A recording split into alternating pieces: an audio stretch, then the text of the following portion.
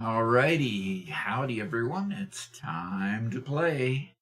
And Lexi wants me to have a Butterfinger for breakfast. It's he's already redeemed Butterfinger this morning. Thank you, Lexi. Oh, my Butterfinger supply is getting a little bit low. I need to resupply, I think. But okay, we'll have to see. Okay, so I've got my Butterfinger here. I'll eat it when I get a little bit more hungry. Okay, we have a challenge with YouTube already. Because it's not quite receiving enough data. But why does my stream... This is weird. This... Interesting. Okay, that's fine. I'll just go ahead and refresh both of these and see how they're doing. Connect your encoder to go live. Okay, there we go. Still not experiencing it. Okay, experiencing enough video to maintain smooth stream. I don't know why that would be a problem so early in the morning. Went to the dentist, no need for filling. So good news. Yeah, absolutely. I don't let dentists work on my teeth anymore. I just gave up when every time they did something to my teeth, it resulted in the roots getting cracked and having to be extracted anyway. So I have 4 less molars than what I had when I was born into this world and grew permanent teeth. Because every time they did a root canal or did a drill to do a filling or anything, they cracked the roots ended up being cracked and had to be extracted anyway. So I do not have any fillings in my mouth. I do not have any cavities. Kind of weird. My teeth are hard for some reason. But when they do get a problem, they end up getting extracted. So anyway, so Lexi, good news for you. Zach says hi. And all right, Bishop. Bish Bosh Josh. Okay, let's go, he says. Graceless Elk says, Mom, quiet, my show's on. Okay. Mom, quiet, my show's on. Quiet, okay. We would never have been allowed to talk to our mom that way. Yeah. That would have, ooh, no. Oh, no. Okay, Christian says Doc is live, let's get it. And Max Murphy says last. Okay. Says, what wonderful builds does Doc have for us in store today? Well, yeah, I'm having some fun with some builds, and we're gonna celebrate Christmas a little bit, Fixmas a little bit, and then go from there. Hello, Doc, how you doing? Says Rezzies. Doc has a gray beard. Yes, I'm beginning to develop my gray beard for Christmas. So. Yeah, we'll see how well it goes in the next 3 weeks. That'd be cool. Says, Bishbosh Josh says, new fan here. Love your content. Keep up the great work. We're going to keep it up. We're having fun doing it. So that's great. Romero says, I love your videos. And this is the first time I'm able to catch your stream. I hope you have an amazing day. And I'm sure we will, especially with all my folks online with being able to enjoy it with me. And Bishbosh Josh says, just a quick question. And of phase 4. Feeling very overwhelmed with the 4 space parts. Yep. Yeah, that's about the time you feel overwhelmed. And, work your way through it.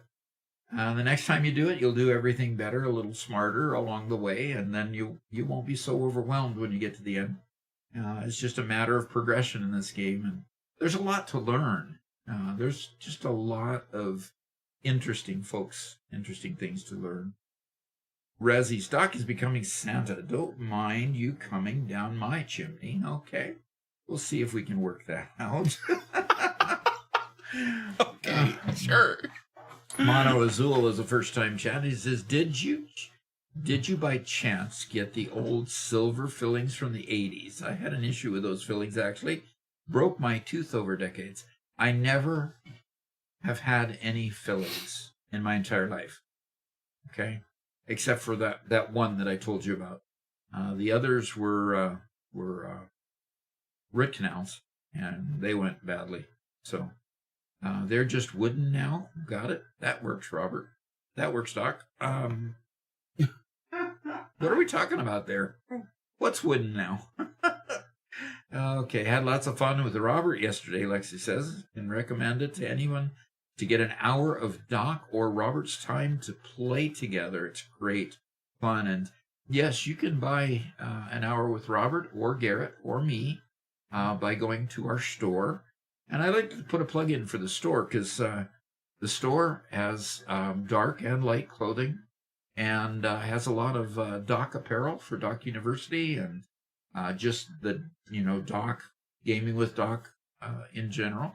So if you'd like something that way, that's a great thing. In redeeming hydrate, here I've got my monster, but Garrett, if you could just jump over there and get me a Walmart water, I'd appreciate that.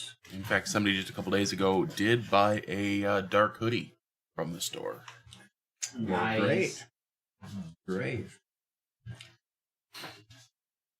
Specifically, the Doc University. Good. That's cool. I'm just back. Okay, Kaizen Controller says, I'm just back for the continuing saga of which son you will eventually donate to AI. Alrighty. Mantrid just subscribed with Prime. Thank you much for giving us your Prime subscription. They've subscribed for 11 months in a row. Woof.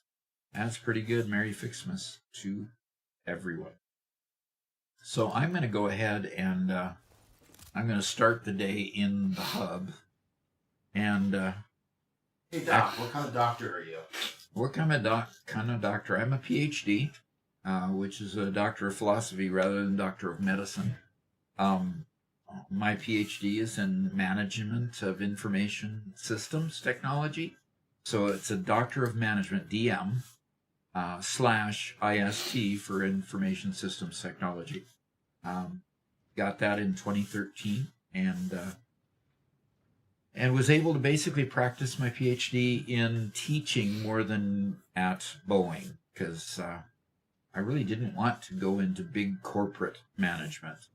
I really enjoy managing teams, more project teams, like especially in IT, and I did quite a bit of that at Boeing, but did not go into actual physical management. Where I enjoyed is working directly with people and not having to deal with all that HR stuff that you have to be because the government and everything. So, let me see if I can. Well, Garrett, would you do me another favor? Sure. Got this nice little speaker down here. Okay. Could you move it out of the frame? Yep. That'd be nice. So I have an orange monster today. And as soon as we're done printing Christmas stuff, we're going to have Robert print another mug just slightly larger to put my waters in. So, And this time it's not going to be in green. Nope, it's not going to be in green. We're going to change the colors to Walmart colors because I drink Walmart waters. So that'll be fun. But we're going to leave the Monster logo on there because I just think the Monster logo is cool. So, See, I think we should turn the M upside down to be a W because I think that'd be really funny for Walmart. but how hard will that be? That would How probably hard? be way too hard. Yeah, it won't be simple. All right. So Chinko says, if you enjoy managing teams, then I suggest you download Microsoft Teams and set up and invite people to chat rooms. Oof. Sorry, couldn't Oof. help myself. Yeah. Why? Microsoft Teams has not been my favorite piece of software, that's for sure. So, all right. Well, let's go check the Advent calendar here, and In the advent calendar, today is the 11th.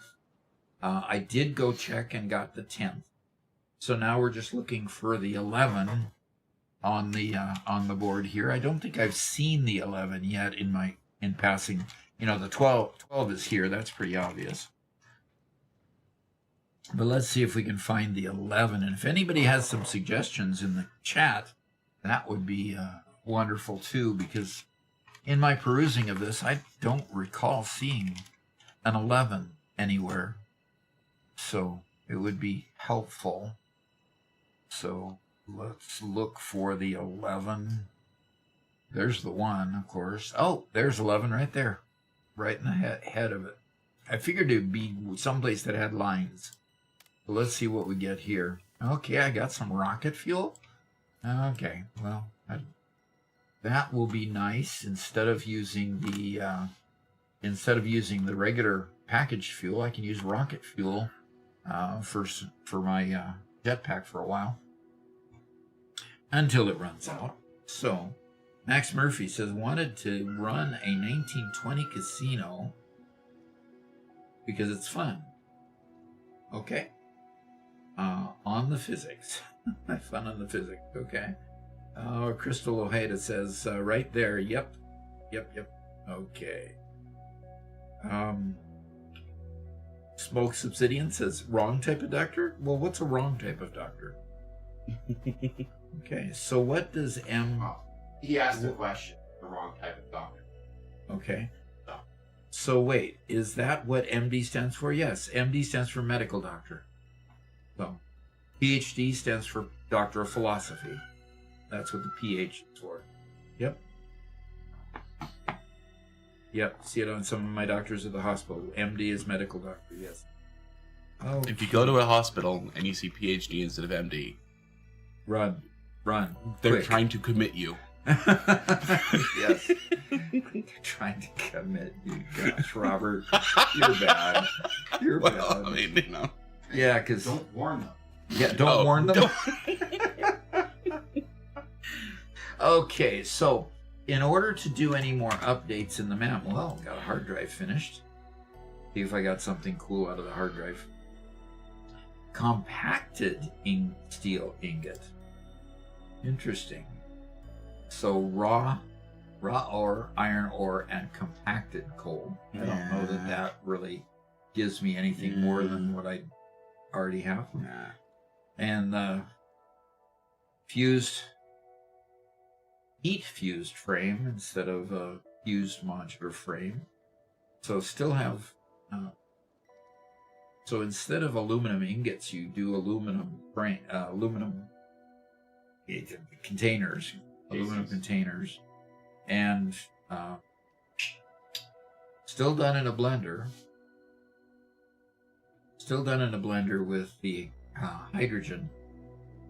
Well, you do hydrogen instead of the sulfuric acid, and you do sulfuric acid and fuel rather than the hydrogen. No. Is the hydrogen easier to get than sulfuric acid? In my case, it is. Yes, definitely. Because sulfuric acid is using up a rare resource that you need for other things. So that could be pretty good then, right? Well, having to use it, no. I would not want to substitute that. Oh, the new one needs sulfuric acid. Well, nitric acid? No. So this is nitric acid? Yeah. But that's from nitrogen gas. Oh. Boy. So you go from 12 nitric acid, 12 nitrogen gas, and get 3 nitric acid, and you need 8 nitric acid, which basically means you need times 4, 32 meters cubed of hydrogen to make 8. No, I don't think so. No, I think I'm just going to rescan this because I don't want either one of those. And we got copper and rubber to make cable instead of copper and copper. Thank you. Just Copper and copper. Yeah, exactly. Copper to make cable, and it's a 2-to-1, so you end up getting 9 copper. You make 20 That's the including big rubber. deal. It's 20 at a time Yeah, that's good. and 100 per minute. 100 per minute to get cable. But you don't use cable all that much, Yeah. you know? So, and who wants batteries nowadays? You don't use them. I mean, there's a couple of recipes that might include batteries, but Yeah, I just leave it. yeah, I just leave that one. The insulated cable, though, does allow you to seriously shrink a factory Oh, where yeah. you need to fit it inside something else. Yeah, that would shrink a factory, definitely. By including rubber. You'd have to then change from constructors to assemblers, which increases the size of the factory a little, the size of the number of machines, really. But 100 per minute, that's hard to resist. I might leave that one for later when I need to reconfigure something. All right, let's do another hard drive.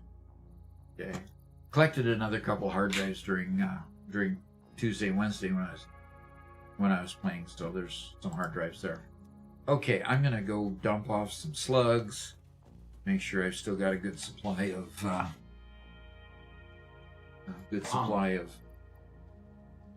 Fish Boss Josh power shards. asked a question that might be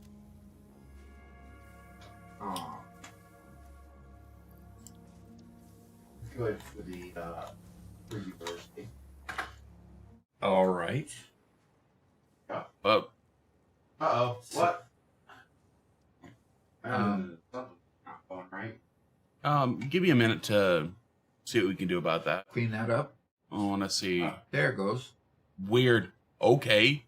Okay. Good. Okay, so we have a question from Bishbosh Josh. And it says, first time playing through the game, would you recommend going nuclear? I'm at the end of phase 4. I would definitely recommend going nuclear because to get to phase 5, you're just gonna need the power capacity. You're gonna either need to keep building more fuel-based power plants and sharding them, or you're gonna need to go get a nuclear power plant.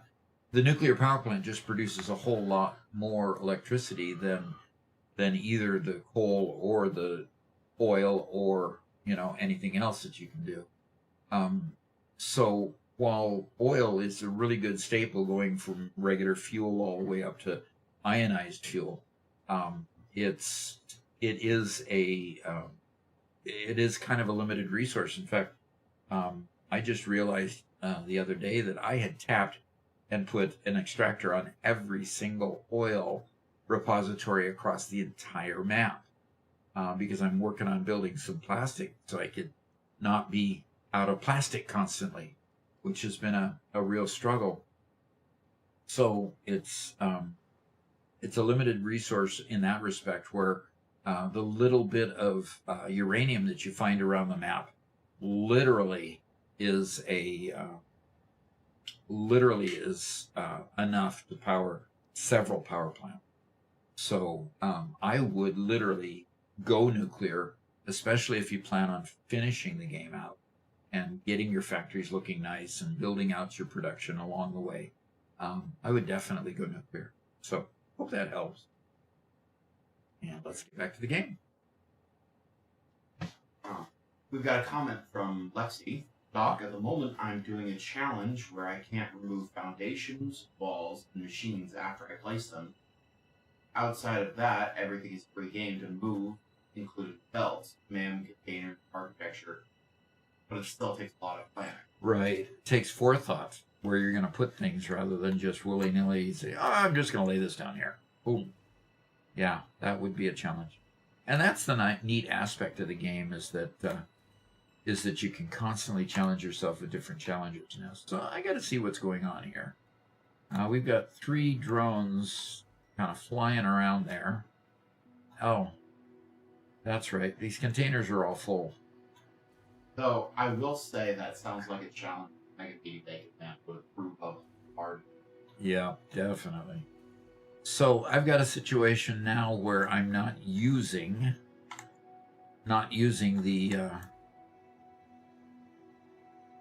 the gold ornaments, copper ornaments, and I'm not using the What ornaments is this creating? That's still Fixmas ornament. Why aren't you telling me what kind of iron? Okay. So that's not using up the iron Fixmas ornaments. Why do I have 2 lines of iron Fixmas ornaments? Just cause, I guess. Copper. So the copper Fixmas ornaments and the iron Fixmas ornaments are all being used up. And this is the ornament bundles. So we have a situation where, because these are all full, none of my drones are moving. And that's, I guess, fine, because we're going to need all of this stuff here shortly when we get to day 12 tomorrow. Because day 12 unlocks the next cartridge, and the next cartridge allows you to unlock the next branch, which will start helping you, letting you unload the bundles into something even bigger. So these lines will continue to progress out and fill up this area, and probably have to put another floor on this. This is our progression of creating packages for everyone in the world here. Come on, up, up, up. Okay, those are all full. Those are all full. All full. Hey, hey, hey. We have all full containers, Robert. Isn't that pretty cool? Oh, yeah? So all of these containers are full of Fixmas gifts. Excellent. That looks like a great start to me. Yep. Great start. Oh boy. Robert even has grander vision. That's pretty cool. And that's because of all these Christmas trees that are just producing packages, or were just producing packages. Now they've done their job and filled up all the containers. And all pretty cool. And these packages are not being used for any production. All of the production for that is needing packages here is being funded by other lines of trees. So yeah, that's pretty cool, Robert. 1, 2. These are double stacked, or these are only double stacked? Yes, they're only double. So we'll have to calculate how many packages we have, and whether we want to start building the next row of. With this number of rows, I think we're at around 7.5 million packages. 7.5 million? How many millions do we have to get to? Well, for our first benchmark, it was going to be 8 million. But I think we can do a whole lot better than that. Okay. Yep. And then this can just stay here, and we can continue building and making more fireworks? Or can we not make fireworks after January? That's a good question. I'm not sure. We'll have to figure that out. I want a ton of fireworks so we can play with them for the 4th of July, and for the New Year's, of course, we'll have them. Just notes that we need about 3 million storage containers to cover everyone on Earth. Cover everyone on Earth. Well, I guess we better get building then, huh? Yeah, hey. Yeah. Better get building then. Okay. Yeah, and that's from Autumn, who I think that we saw for the first time during our big event. Yep. Glad to have you back. Yes. Glad to have you. Okay. Okay, so we have 25 people in YouTube, and we have 23 people in Twitch, so the numbers are building. That's good. This is a very active 50 people. Yes. They are chatting a lot. Yep, that's good. That is really great. Okay, so the project I've been working on has been a plastic project. Plastics, right now I'm working on the transportation for plastics, so that I can bring plastics in and start actually increasing the volume of plastics, because I've got plastic needs all over the factory that are not being met. And with them not being met, of course, it's creating shortages all over. I mean, I've got all of these over here trying to make plastic, and they're just not keeping up. So I've got plastic being created elsewhere, and I'll probably just take all of this down and just let it. I mean, because look at the wimpy production we're getting for plastic. See this? Just, a couple here, a couple there. And over here, it's the same way. But the other half of this, 4, 5, 6 there. And it's just not enough to keep the factory going. So I need more of these things, but I need more raw materials as well. So I have a train set up over there where I've got my plastics factory. And we shall go visit there and get that train moved over to this main factory so we can add to our production lines here the amount of plastic needed. So let's go do that, which means I need to go to my hypertube, because I'd rather travel by hypertube and work on getting that train all set up. Now I'm going to integrate the train. I've got a lot of drones out there bringing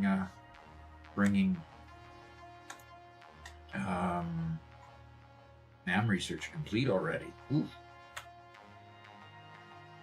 Kavish Aurora says, "Hey Doc, how are ya?" Doing good.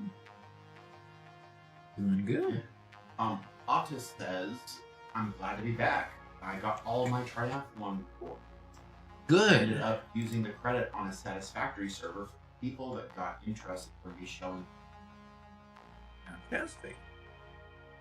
Hope you enjoy. Yeah. Yeah. All right. Well, I probably just need to set a man right here and start a new hard drive. So let's do that. And hard drive is done. Let's see what it gave me. Caterium computer and 3.75 per minute, and it uses caterium and rubber rather than cable and plastic. And cable's been hard to produce, although I think I fixed that problem, but plastic has not been. But I'm working on fixing plastic. So turbo motor here. Let's see, the difference is here. Oh, that's a lot simpler recipe. Still has motors. Is this nuclear pasta? No, pressure conversion tube. Ooh, that's a little difficult. And it has packaged nitrogen gas. Okay, why can't I just pump nitrogen gas into the packet? Because they do it in a manufacturer. Okay. And then a rotor, so I need rotors as well as that. So the old recipe has rubber and motors and radio control units. I think I'll save that one for later. Yeah, the ability to not have to use the radio control units. Actually, that looks like a cooling. No, that's radio. Say that again. What's that item on the left? It's mostly covered by that cooling system. Cooling system. Yeah. Not having to make a cooling system, which is a fairly complex thing, is kind of an advantage there. But well, it trades the complexity of creating a pressure conversion cube instead of. Oh. And look, radio control units are in the pressure conversion cube. Yeah, but not the cooling system. Yeah. So, I'd have to look at it more closely. Yep. We'll research that. So let's go back and start off another hard drive. And since that's started, I'm going to go ahead and take care of the MAM there. And I'm going to jump in the hypertube. Go ahead, Garrett. We've got a first-time chat from DevTours. Says, "Hiya, Doc. Greetings from the Netherlands. I have a question for you. Do you prefer manifolds or load balancing?" Let's do that one in Doc University. Okay. I just need to watch the hypertube here for a second because, okay, it's going the right direction. All right, take me to my office. So DevTours asks a good question here. He says, "Greeting from the Netherlands. I have a question for you. Do you prefer manifolds or load balancing, and why?" Load balancing is pretty simple at the beginning. When you have a few machines, you have slow belts, and you want to balance what goes into each machine externally rather than just letting the machines, do it through a manifold. I prefer manifolds all the way along the way simply because manifolds are much easier to deal with in the later part of the game. Now, it is a controversial subject. Manifolds, my shorts on manifolds, and my shorts on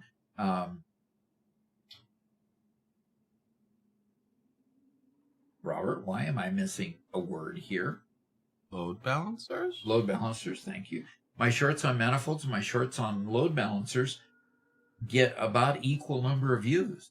People are researching both ends. The challenge with load balancers as it gets into the more complex machines, such as manufacturers, or even the mixed type of machines, such as the blender, get much more difficult to do when you're trying to be elegant and try to use a smaller footprint, because load balancers take a larger footprint. So I tend to use manifolds right from the very beginning and go all the way through with manifolds, just because they're easier, they're slower to start up, but you get machines running at the beginning pretty quick, and you get the machines toward the end of the manifold running eventually as the other beginning manifolds are filled up. So if you look at a lot of my work, you'll see manifolds all the way through. And the reason why is they're a whole lot simpler to make than any sort of a load balancer. So hope that helps. And let's go back to the game. And now I need to run on out to where I have a lot of production going on. And you can see my one lowly truck station here, truck that traverses the desert, taking sulfur, I believe it is, sulfur ore, yeah, to make compacted coal. Oh, this says on that subject, yeah, time is infinite, but space isn't. Yep. Which causes some difficulty.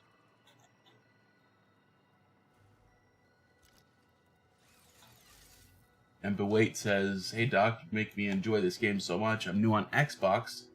Gonna start working on nuclear power today. Can't lie, it seems very overwhelming. Yeah. Yeah. It's kind of like, I kind of equate going into the later phases of the game more as kind of like when you're building a tree house for your kids, or even for yourself if you don't have kids yet. It's the progression of building it that is more enjoyable than having it built a lot of times.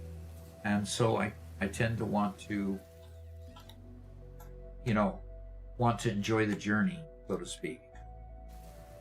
And that's the way I look at it, because yes, the complex builds take some time. Take some time aligning all the different products that you need and getting all the components that you need brought to a central location. It is more difficult, but it's enjoyable if you just enjoy the process of building all along the way. So hope that helps you. All right, Mama Duck is taking off. She's gonna make some Christmas candy for the sisters at church this morning. It's kind of funny. I'm going to snitch on her a little bit. Here we've been, planning Christmas festivities, and at our house, we're all adult. All of us in my generation, we're all adults now. So, Doc, Mama Doc, they're great grandparents technically. So Christmas celebrations is not having to plan the daily activities for the little kids and manage their excitement. It's more, what do we want to do? And everything she says, every word coming out of her mouth is, oh, we're keeping it simple. We're doing things small, don't want to do a huge Christmas dinner, really downplaying everything. And yet every single time I walk into the house, she's making a new batch of cookies or preparing a new treat or doing something crazy. I walked in the other day and she was decorating gingerbread men and doing chocolate dip pretzels. It's just like, you can't get one over on us. You're doing all this for the fun of it. Yeah.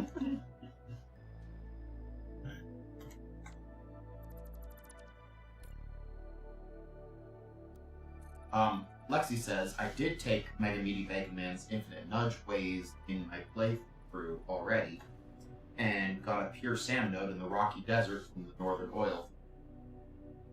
A pure what node? SAM node. Oh. Marched it all the way over. Nice. I approve. Oh, you gotta be kidding. You marched a pure SAM node how far? From the Northern Oil Fields all the way to the Rocky Desert. Oh my. Just so you could put it in a building and make it pretty. That's amazing. That's illegal. You call it illegal. Okay. Oh, that's too funny. Office says, it took 3 hours, but I made the first step towards nuclear power for the first time ever. Okay. And it made my encased uranium setup. I thought I could feed them directly into the nuclear plant, but I'm actually excited to continue the processing. Okay. Cool. Max Murphy says, I made fresh gingerbread the other day. Never again. Aw.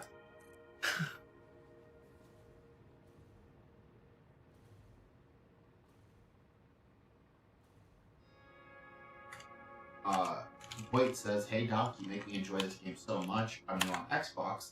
I'm going to start working on nuclear power today. Oh, I cool. can't lie, it seems really overwhelming. You know, there's a lot of people who seem to be working on nuclear power right about now. Mm-hmm. Doing another short on nuclear power might not be the worst thing. So true. In fact, our last Q&A item on where to build it. If you're in the Dune Desert, where would you build a nuclear power plant? Was incredibly popular. And realistically, this is where I'm at. Is if I were building a nuclear power plant in the Rocky Desert, there's a bunch of uranium up here on these buttes up here, and I would build the nuclear power plant right out here over the water, and that's what as soon as I get this plastics production done, I'm going to then head off and work next on the production of the nuclear power plant right out in this water here. So a lot more building to go. At this point, I don't have a bit of a problem with my electrical. If we look at the power pole here, I'm still producing more than my max production, which is still fairly much above the max consumption here, the consumption line there. So I'm doing really good on this, the delta between these two. So I'm not at all worried about power right now, but we'll start building the nuclear power plant here shortly. So I'm gonna run. I have 3 different places that are making this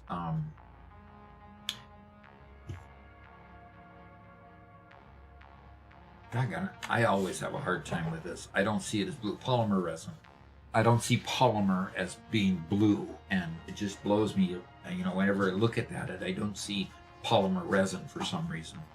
So anyway, I'm going to run this train line by those 3 different places that I'm making polymer resin, and I'm going to retire my drones, just because I'm getting tired of having to continually update the drones and make sure they got fuel and on and on and on. So I am going to retire those 3 places in lieu of bringing them in on the train. So there's one train going by, and this one will be a straight, this is going to be a loop train. I don't tend to do bi-directional trains. Probably should. Whitestone Industries has shown an example of doing the bi-directional trains on one platform and been very successful at it. I just haven't done it much. So, except I do have it through the canyon, but other places have not. This just occurs to me. if you have a Mark 1 miner on boat, can you upgrade the Mark 1 miner, or do you have to deconstruct it?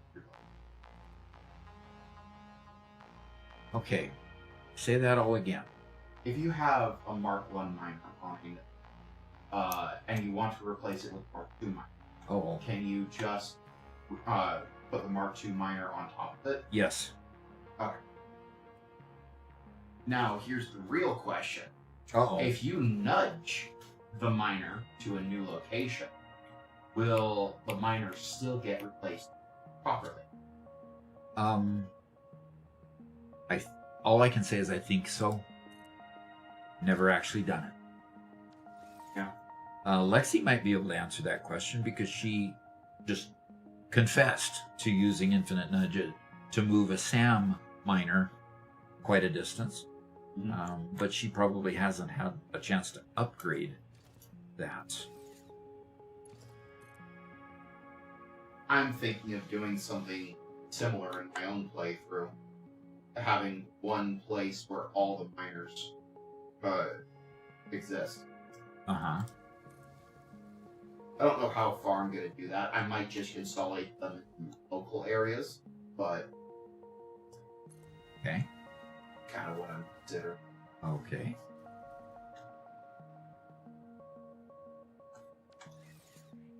Okay, another blueprint, another raised rail support. And I'll put it going right through there. And pull it down to about level to where I am. Go.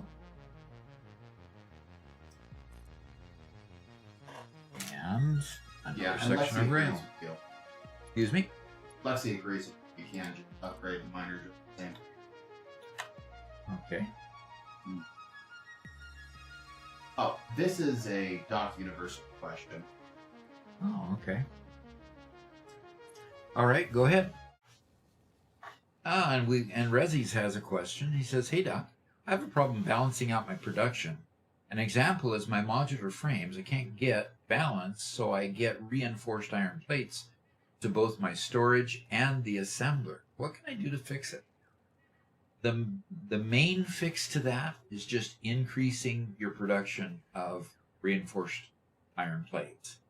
That's about all you can do. You just, every time you have an imbalance, you take the one that is not producing enough, and you go backwards and upgrade and balance or add to the production of those deficient items.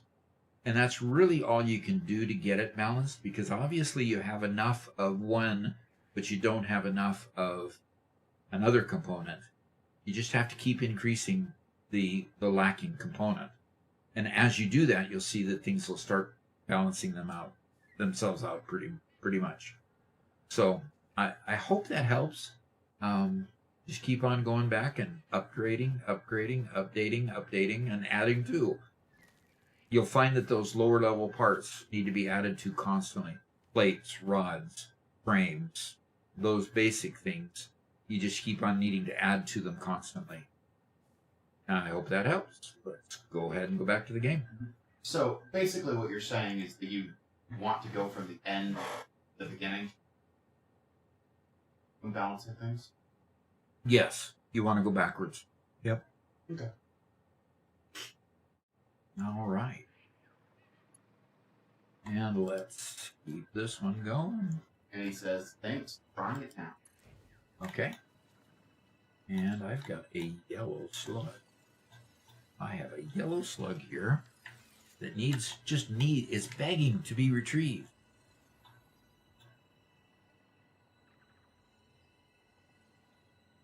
All right, where did I miss him? There he is. Alex says, I hope to make cranberry pie if I can find cranberry. Cranberry so pie? hard to find. Really? Are you know, talking wild cranberry? Or cranberries in the store, I would think. Because, I mean, they're not usually common, but we've never had any cranberry before. Except they generally come out in our Thanksgiving season here. and they wane off during Christmas, and you want them at Christmas time too, but you really have to acquire them during the end of November. Really? So that you don't miss out. Oh yeah, because people are making cranberry sauce for Thanksgiving, but cranberry sauce is not nearly as much of a thing for Christmas. Yeah. Okay. In your world, anyway? Well, yeah. I think that's just generally most people. You make this, it's odd. I've never heard of it as a tradition in any other family, but we make a cranberry tea every Christmas. Yeah. Which is very interesting. Yeah. It's good. Don't get me wrong. But it is weird. You think it's weird? Interesting. Well, it's unusual. That's what I'll say. It is unusual. Okay. And you don't think the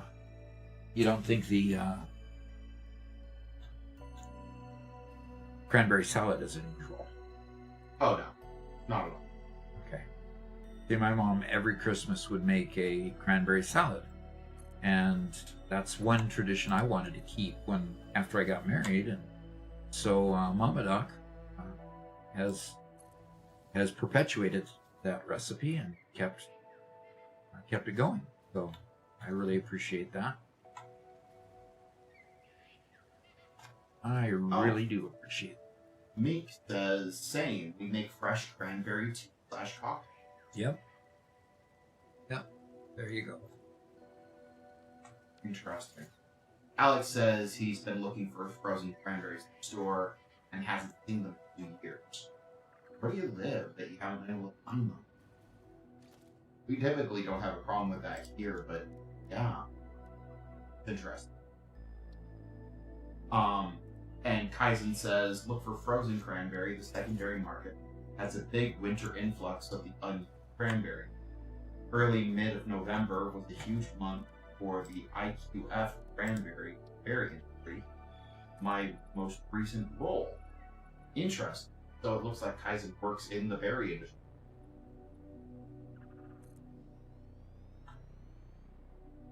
Interesting, yeah, definitely.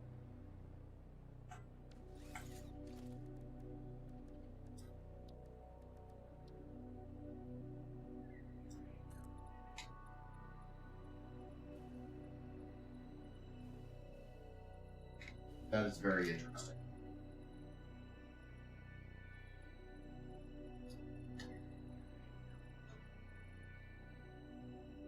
Don't hear about a lot of people in the berry industry. No, you don't. It's just disconcerting. I've got a fly under my desk. It keeps landing on my leg. Yeah. Things warmed up around here a little bit. Yes, they did. The high has been around getting up into the 50s the past few days. Flies have been everywhere. Yeah, it's like they came back alive. So frustrating. We hate flies so much. We can't escape them. I love a good freeze. Yeah. But at this point, I'm actually wishing for warmer weather right now because I have the... Oh, yeah. Yeah, that's it. Now you got it. Yeah. Are we have going to tell our people, or are we going to wait until we can give them... We or have until we can show them? We have the concrete pad for our new shop being built as we speak. So that is a great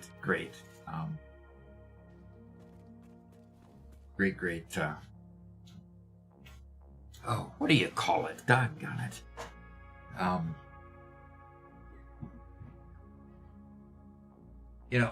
It'll be a great, we'll call it a blessing, because right now a lot of our tools, unfortunately, are outdoors being covered by tarps at night to keep the rain off of them if there's going to be rain.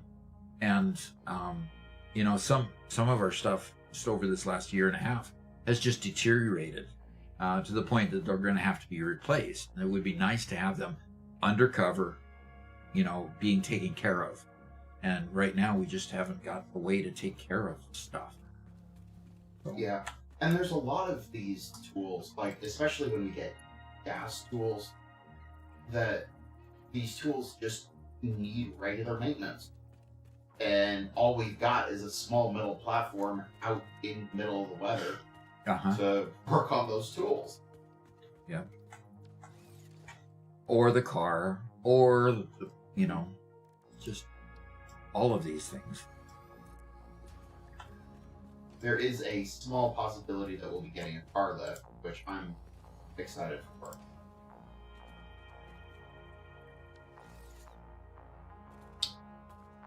Oh dear.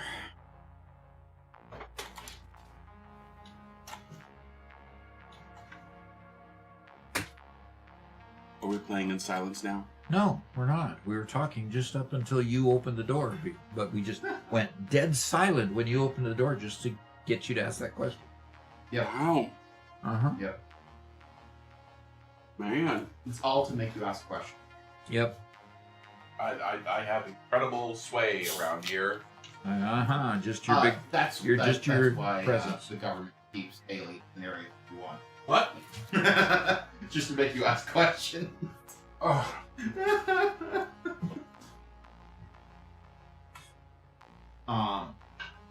Kaizen Controller says, got hit by RFs in June, unfortunately, but I worked blueberry, blackberry, strawberry, cranberry, IQF processors. We purchased IQF raspberries and other fruits for commercial repack, but Kirkland frozen fruit had the highest quality requirement of any retailer, so it reinforced my trust in the brand. Interesting. Okay. Kirkland frozen fruit. It took me halfway through his comment to know whether he was talking about technology or edible. Yeah, because you missed the conversation while you When were. you talk about blueberry or blackberries and raspberries, you don't know. Yeah. So yeah, Kaizen works in the berry industry. Oh. Apparently, he works for a berry packer, Okay. Cool. which is really cool. Yeah. What's RIF? Not Recalls? sure. Lexi says, but Garrett, I thought that's why they have you to maintain them. Yeah. Okay. I see how it is. Chico says, Doc, I have a suggestion for you for a covering. Or a what? A covering. I assume for like tools and stuff. Okay. I mean, even if we get the shop, still having a like an awning or a tarp that we can put some of the bigger stuff under might still be good. Uh-oh. Looks like you got My some platform things. is a slight bit too low. Oh no. But then again, no, I can't. Oh. I can't place it here because it must be placed in line with another platform. Gilhiken says, Doc, are there any practical uses for charcoal/biocoal?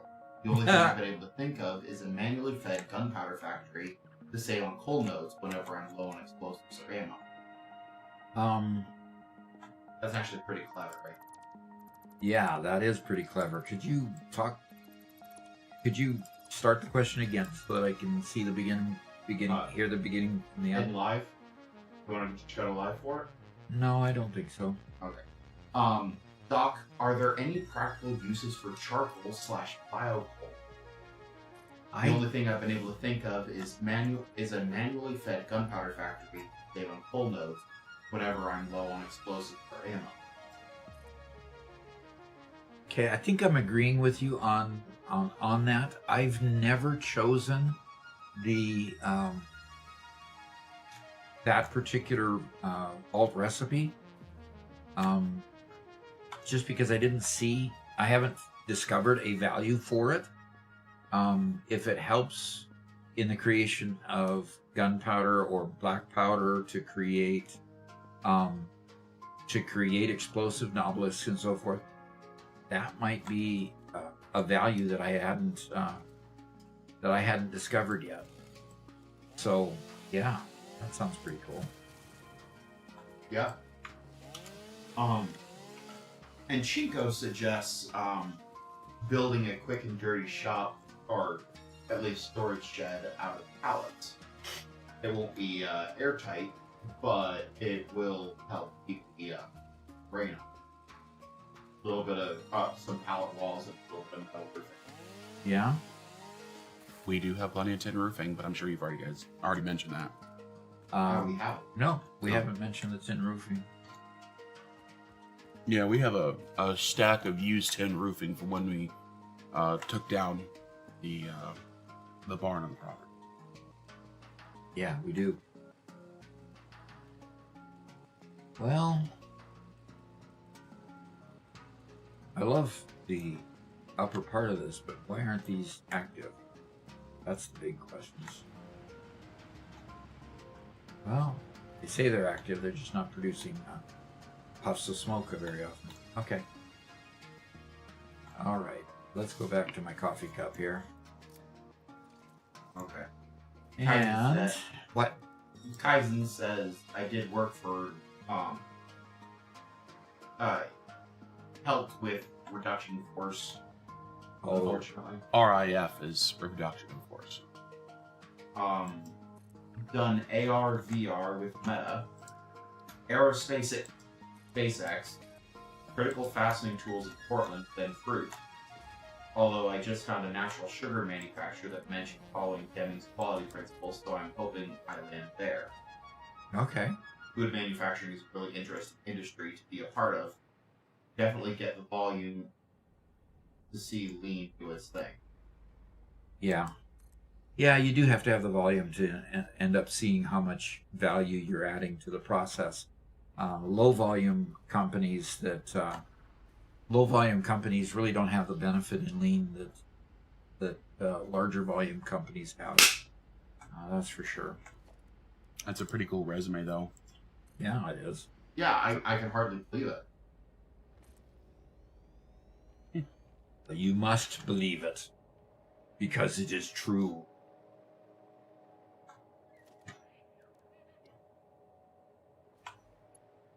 He says that's why watching Doc is so fun for me, on a similar wavelength. Yeah. Cool. I dare say your resume might be more impressive than Doc's, though. Oh, thanks. I'm sorry. He worked at SpaceX. It's hard to beat SpaceX. Well, just because you admire SpaceX, that's for sure. Well, I mean, what is it hard to beat? It's hard to beat NASA. If somebody says they worked at NASA, it's just instant respect, right? Yeah. okay, I will say this.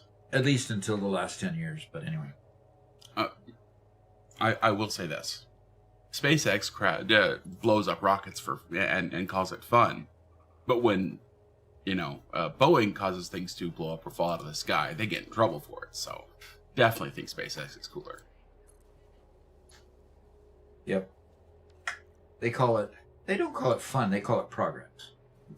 When Boeing drops planes out of the sky, they don't call it progress. That's for sure. That is for sure.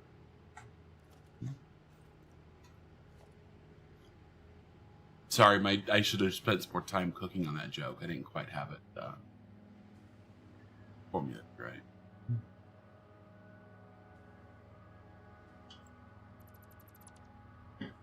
And Mark is here. Good morning, Doc. Good morning, Mr. Pinky Creatureman.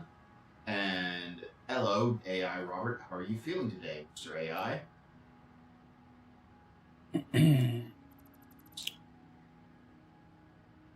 I'm fine. Good. I'm glad you're fine.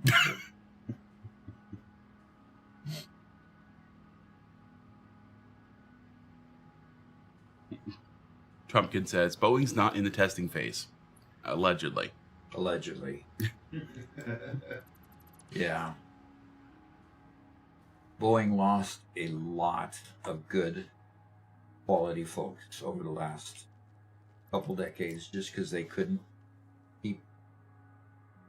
just couldn't keep their focus on quality. And they had some CEOs that took their eye off the ball there too.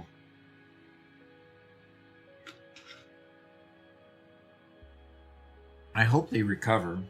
I mean, they're a valuable part. The intellectual property that is within Boeing, it is a valuable part of the space, the space industry. But, they've just got to do better.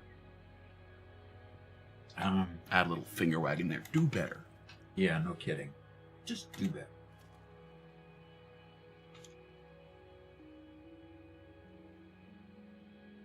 Okay.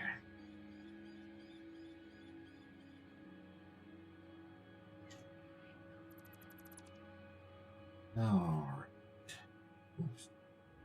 A little bit more than I want to read. Chinko says, trust me, if you have enough pallets, you're able to take all the wind out of space. My mom did with for a firewood area to keep them dry. They have some plexiglass laying around, but they put that around the midsection so they could look in and see if they needed to. Nice. Okay. And we got a first-time chat from Ian Barnhart. Says, hello, Doc. Hello there. Mr. Wiz says, question. What made you decide to live stream? I get to ask that every once in a while. And, I'm not quite sure. Be truthful. What did inspire me to live stream? Basically because I enjoy playing the game. And I enjoy talking to folks while I'm playing the game. Doc was bored of retirement. That's probably a good reason too. So I'm gonna munch on my Butterfinger.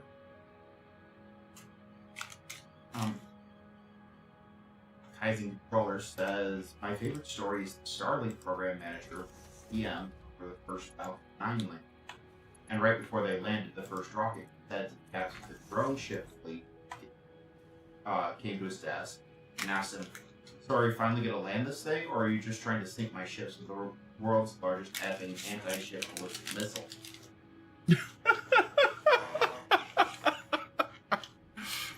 Well.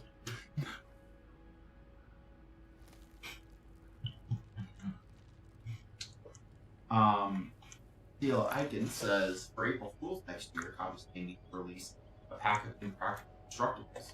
Wooden foundations, diamond walls, uranium pillars, still radioactive. I'd actually love all of those. You should do all of those.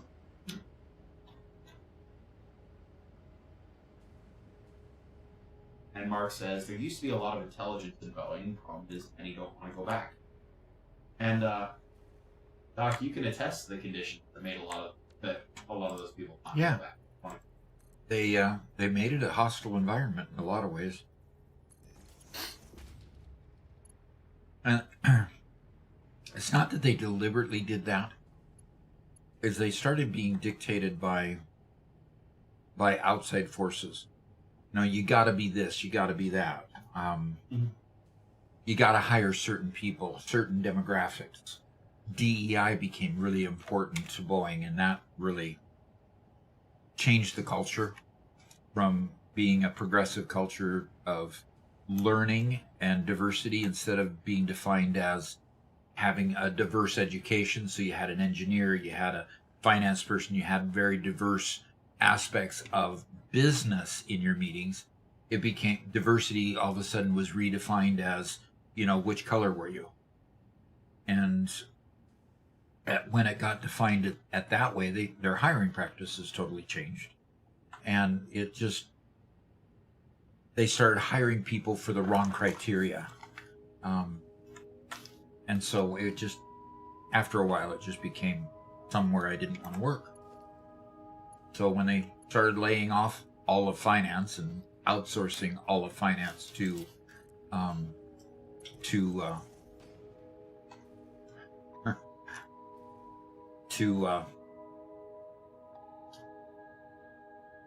India, it just became apparent after a while that maybe there's better places to work, or not to work in my case.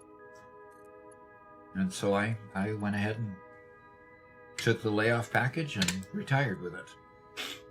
And got a half a year, 25 weeks worth of my pay after I quit, because that was their severance package. So that's cool. And then he spent that time playing Satisfactory. And building a channel. Yep. We need to adjust your camera, Doc. It's cutting off the top of your head when you lean forward. Yeah, it seemed to be, seeing a lot down here too. Yeah. So yeah, let's adjust that. It was seeing more of that speaker as well. For some reason. Where'd you move the speaker to, Robert? Garrett? Over by the secretary cabinet. Yeah. Okay. So Harshang asks, "Hi, is there any tutorial about how to set up transport for the first time?" Do we have a tutorial setting up transport? Being a little more specific, we do have a video with a Doc University on setting up trucks. Yeah. Have we done a Doc University on trains yet?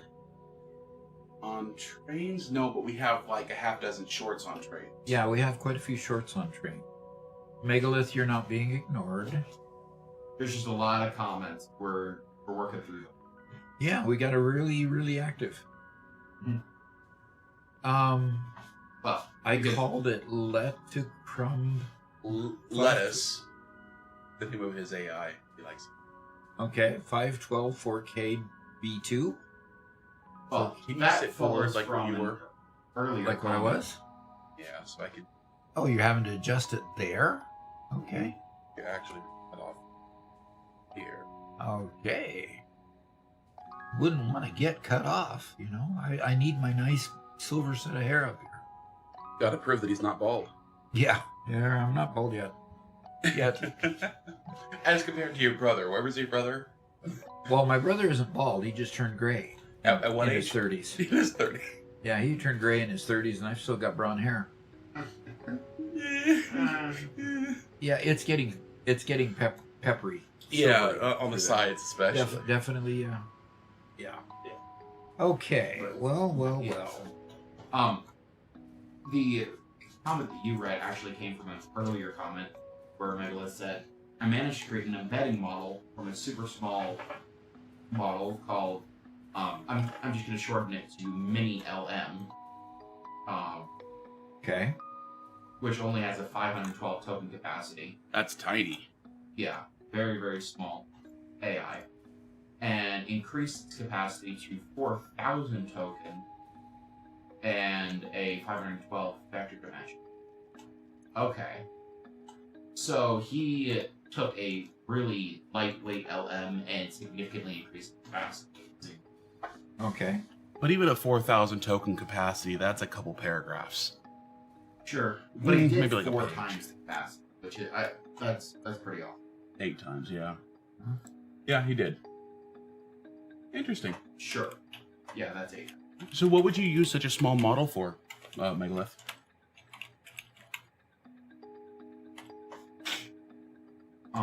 And he calls it lettuce embed. And while we're waiting on that, Chico says, "I have an update for you guys. The part of my house that needed to be demoed is about 50% complete right now, and my PC rebuild is about the same. The hardware has all been reinstalled. The water cooling piping has been redone, air tested, Okay. and that's where I've stopped so far, because this week is also the last week of my current class that I'm in, and I have to complete and present a 20-slide PowerPoint presentation to a fake company board committee. Okay. I remember doing a couple of assignments like that when I was doing my bachelor's degree. Yep. I never liked them, but Yeah. Sounds boring and frustrating.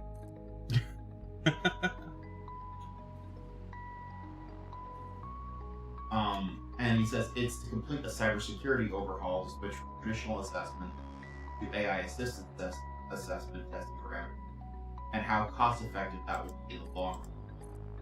Interesting. And Captain Controller says, I heard the downfall of Boeing was partially bringing in the management from McDonnell Douglas, which was a failing aerospace company to lead Boeing team. Yeah, that seemed to be really weird while we were living it.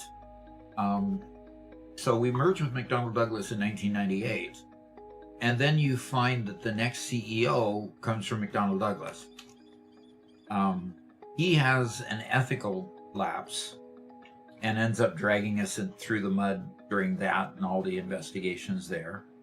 And then he's replaced by somebody from the outside. And then the next one, I believe, comes from McDonnell Douglas again. It just was a situation where, they failed once. Why do we keep on, regenerating? Now that we're, 20 years past that, 25 years, 27 years past that, it's not such a big issue. But at the beginning, everybody was questioning, why in the world do we have constant promotions from within of McDonnell Douglas people into the executive ranks rather than good, solid, Boeing people that know how to run Boeing commercial airplanes. And I think part of it was because they wanted more of an emphasis on the military side. And, with that emphasis growing, I think they really, thought that maybe it would be okay to have somebody at the helm that would also, do the military and commercial. But they just didn't have the commercial expertise, which was demonstrated by the fact that they were failing. So, kind of weird. And Megalith says, you use embedding models to have dynamic sentence comparison. For example, if you have a research paper and you want to find a specific part, first split the text into chunks and feed it to the embedding model. When you give a query, the model would find the most relevant section. And you can feed million token documents if you chunk it up properly. The capacity on embedding models means how much content you process at once, not over a period of time. Okay, so you're never having conversations. I put that in heavy quotes. You're not going back and forth with it. You're just saying, do task. Interesting. If I'm understanding correctly. Katrian unfortunately asked a question that we can't really answer very well. Hopefully somebody in the audience can. But Katrian says, may I ask a question about using controller on PC? Interesting. Apart from saying it's possible, we don't have any experience using controller on PC. I have a decent amount of experience using controller on PC, as long as it's not satisfactory. Yeah, and So, Robert, are you communicating with Megalith outside of the stream so that we can resolve the issues potentially with Vocalix? Start using it again? I need to do that. Yeah. So, Megalith, I'm sure you know of the issues. Maybe. So, what are Mark's numbers about? At first I thought that they were going to be more coordinate, like the ones he gave us last time, but it doesn't seem like the case. And Mark is absolutely true about body letting him down. Yeah, I'm definitely struggling with that. Okay, I've got to figure out where my third power plant, site is. That's my second site there. Oh, that's right. My third site is clear down. I think I'm going to leave drones on that one. I think I'm just gonna leave drums there. Kaiser Controller says one of my roommates was a mechanical engineer during the 747 MAX scan. He said 737 Max Scandal? I suppose.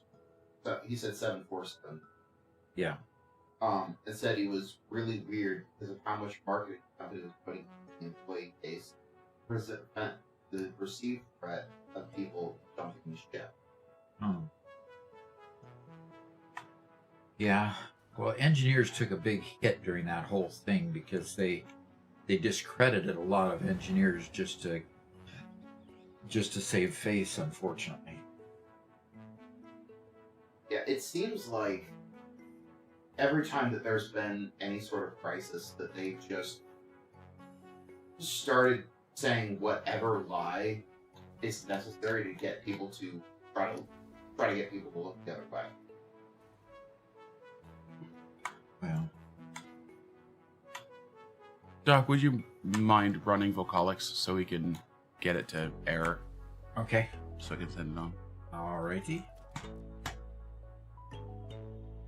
Um, Alright, it's open. I'm going to hit join as client and connecting and disconnect.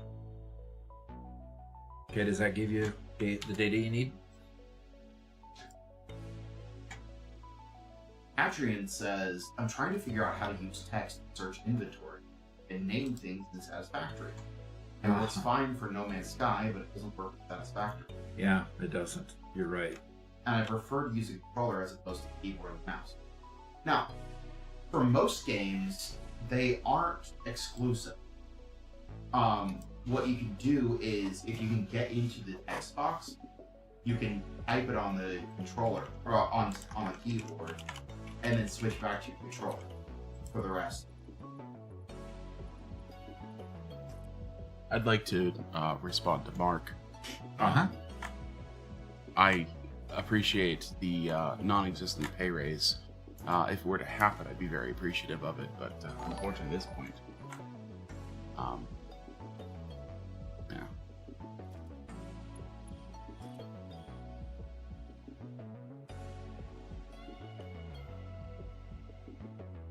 yeah. Okay. Your Yeah. railway's broken, Doc. Oh, It is? yeah. I want to head that direction. We have a comment from Oh, Boeing. it is broken. It's just not going to do it at all. Okay, go ahead. This Doc, Washington is washing away. Yep. I saw that in the news. Is it as bad as the news is indicating? I mean, you're in the Seattle area. Is Seattle area getting quite a bit of One man says the Snohomish River has risen to 33 feet. oh my. And for anybody who doesn't understand what's going on right now, Mark from YouTube just paid for me to do this stupid accent.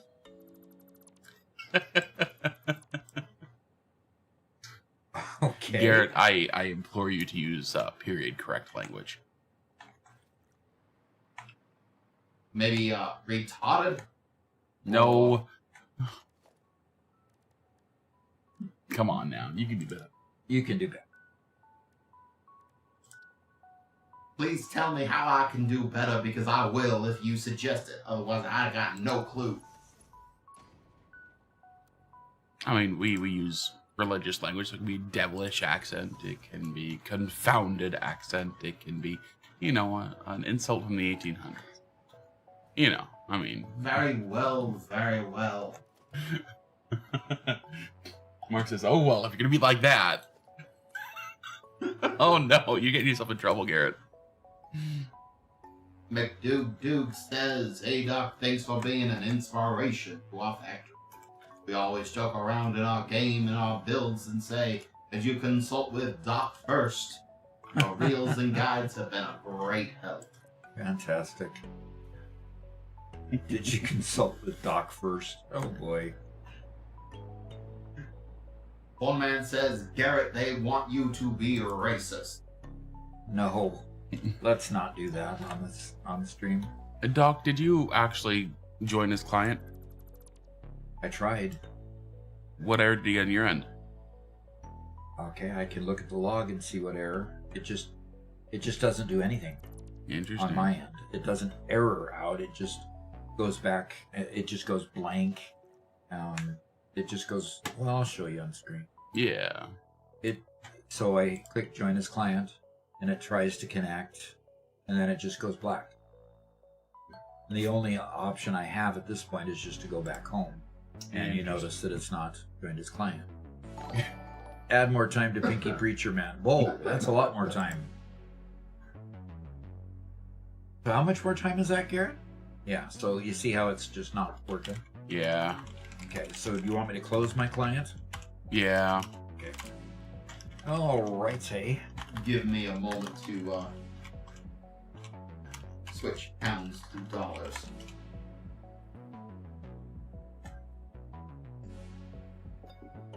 Did you read Cornman's comments? Yeah, about Washington washing away. Yeah, we actually watched some videos on that yesterday. Yeah, it was just amazing to see the Snoqualmie Falls. I mean, I've been to Snoqualmie Falls a couple times, just because it's a tourist attraction. It's a beautiful falls, but Yeah. that falls was not beautiful. I mean, it was just incredible. It was looking a little closer to Niagara than Snoqualmie. Yeah, no kidding. Oof.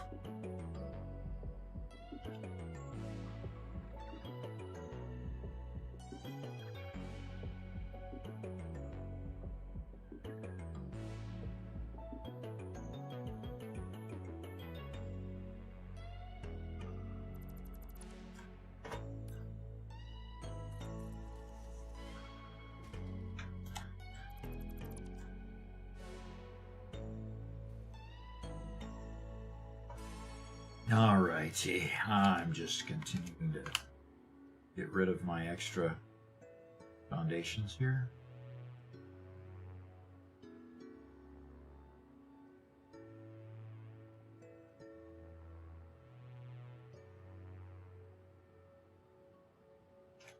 All right, I might get this train over where it belongs yet.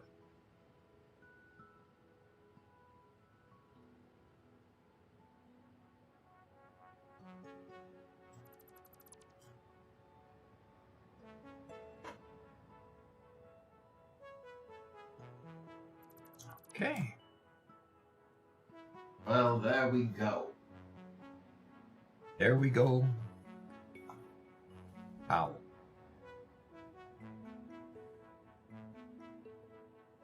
Okay. Rising Controller says, I don't doubt it. The whole area isn't very well set up for drainage. The initial infrastructures to mitigate runoff didn't necessarily get upgraded with the amount of increased runoff from urban sprawl. Yeah. Well, is that where the fault lies?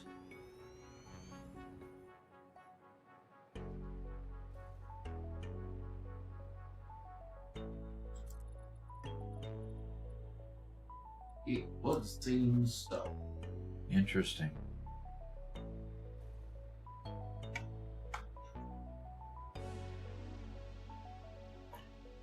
All right. Number 6 here. Let's see if we can attach this and head on right over to here.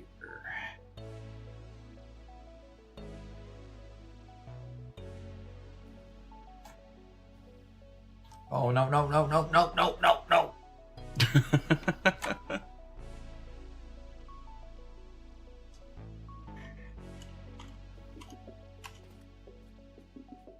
One man, if you will post those pictures in the Discord, we'll take a look at them. Yeah.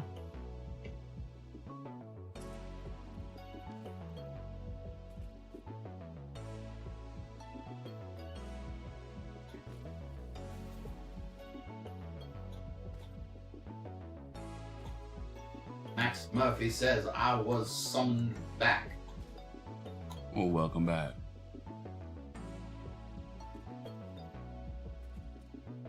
Come on, I've got to be able to fly. Likely due to this horrible accident.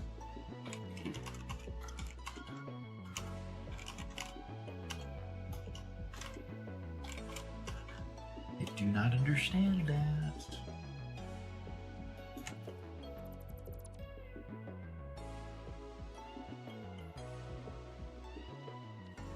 And Lexi says, I feel bad for Garrett having to do the voice again. Well, thank you, Lexi. But Mark likes it. For some reason. Oh, no construction allowed? Mark, what am I to do if I can't construct? I mean, this game is all about constructing. I know something you can go do. Yeah, what? Productive Packer. Yeah, right. I don't know why they call it productive packer, because it's definitely not productive when you take time out of your day to do it. Am I right? As a controller redeemed scan a hard drive.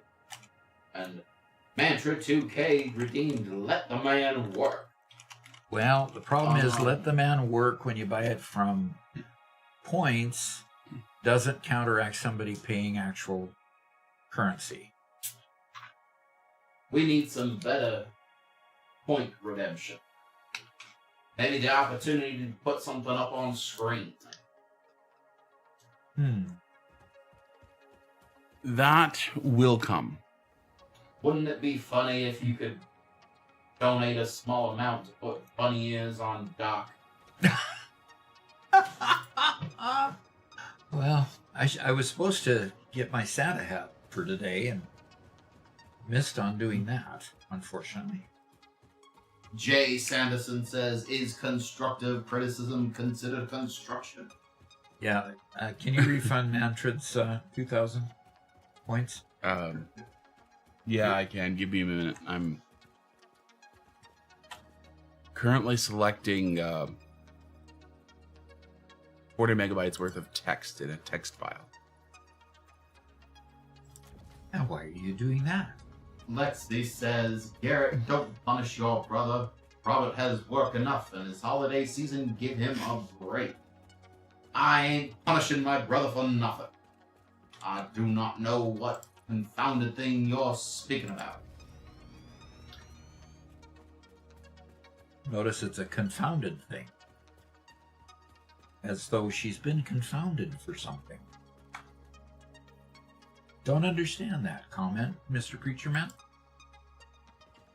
It's not meant to make sense. Oh, it isn't, huh? Any attempt to make sense of things will only confuse you further. Well, ain't that the truth?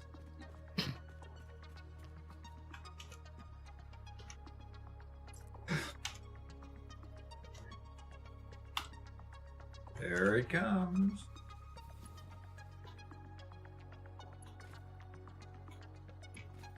Da, da, da, da, da. As a controller says, so as I'm Noah, who is the older brother, and then who is the more mature brother?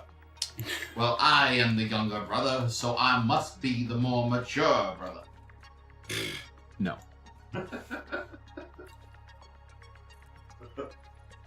No, I think the more mature brother hasn't been born yet.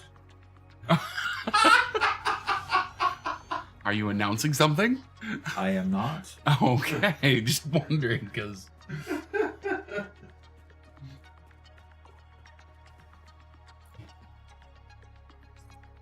There you go, Mantrid, you got your points back. Oh, okay. No announcements. No announcements. Ex-Duda says it's a Christmas miracle.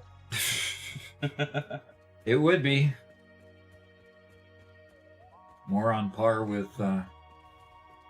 who was it that had a child late in life in the scriptures in the Bible? Oh. John the Baptist's mother. Can't remember her name. Sorry, that's, That's what? Productive Packer Deluxe, Doc. Really? Well, you were told not to build anything. Okay, I restart that clock, I guess. I forgot about that. And Kaizen says Sarah and Abraham. Yes. There are a couple examples. Yeah, a couple examples. A couple of examples in the good book. Yep. I really need to get all this wonderful production of plastic, and luckily it's still going because it's still filling the lower levels there. But pretty soon it's going to have all 6 of these below filled up.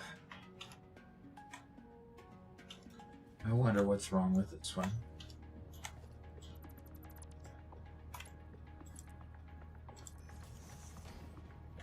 One man asks, Robert, did you see the pits? Give me a minute, please. I'm sure we would all love to see them. Love to see the devastation. Now, for those who don't know, we are all former Washingtonians ourselves. Yep. I grew up in Bremerton, and when I got a career with commercial insurance company, I can't construct. Doggone it.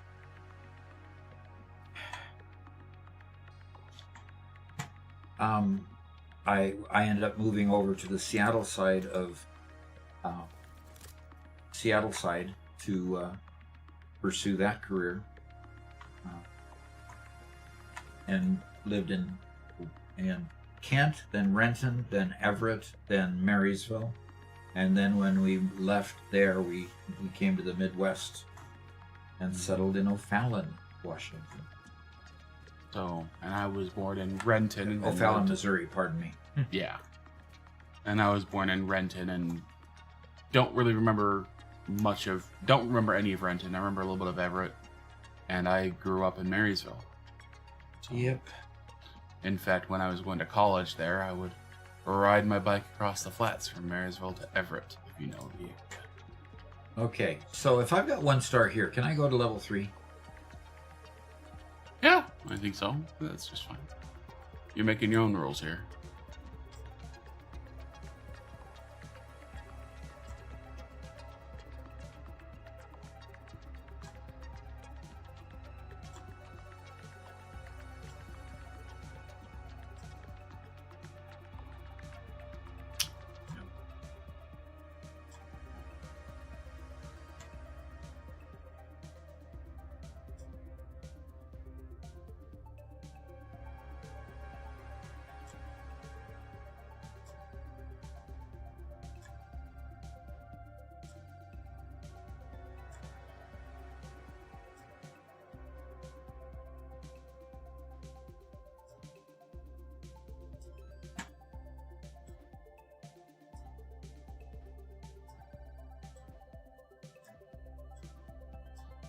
One thing I also want to note, Doc, is the way they assign points for these things that you're placing.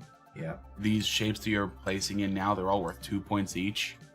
But you see the weird diagonal ones worth 6 or 8 points each. Mm-hmm. So they're worth a ton more if you can place them.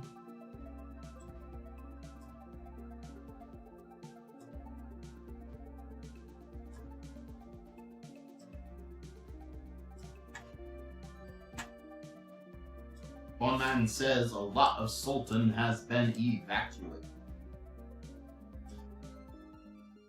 Oh, didn't quite make it to 1,000.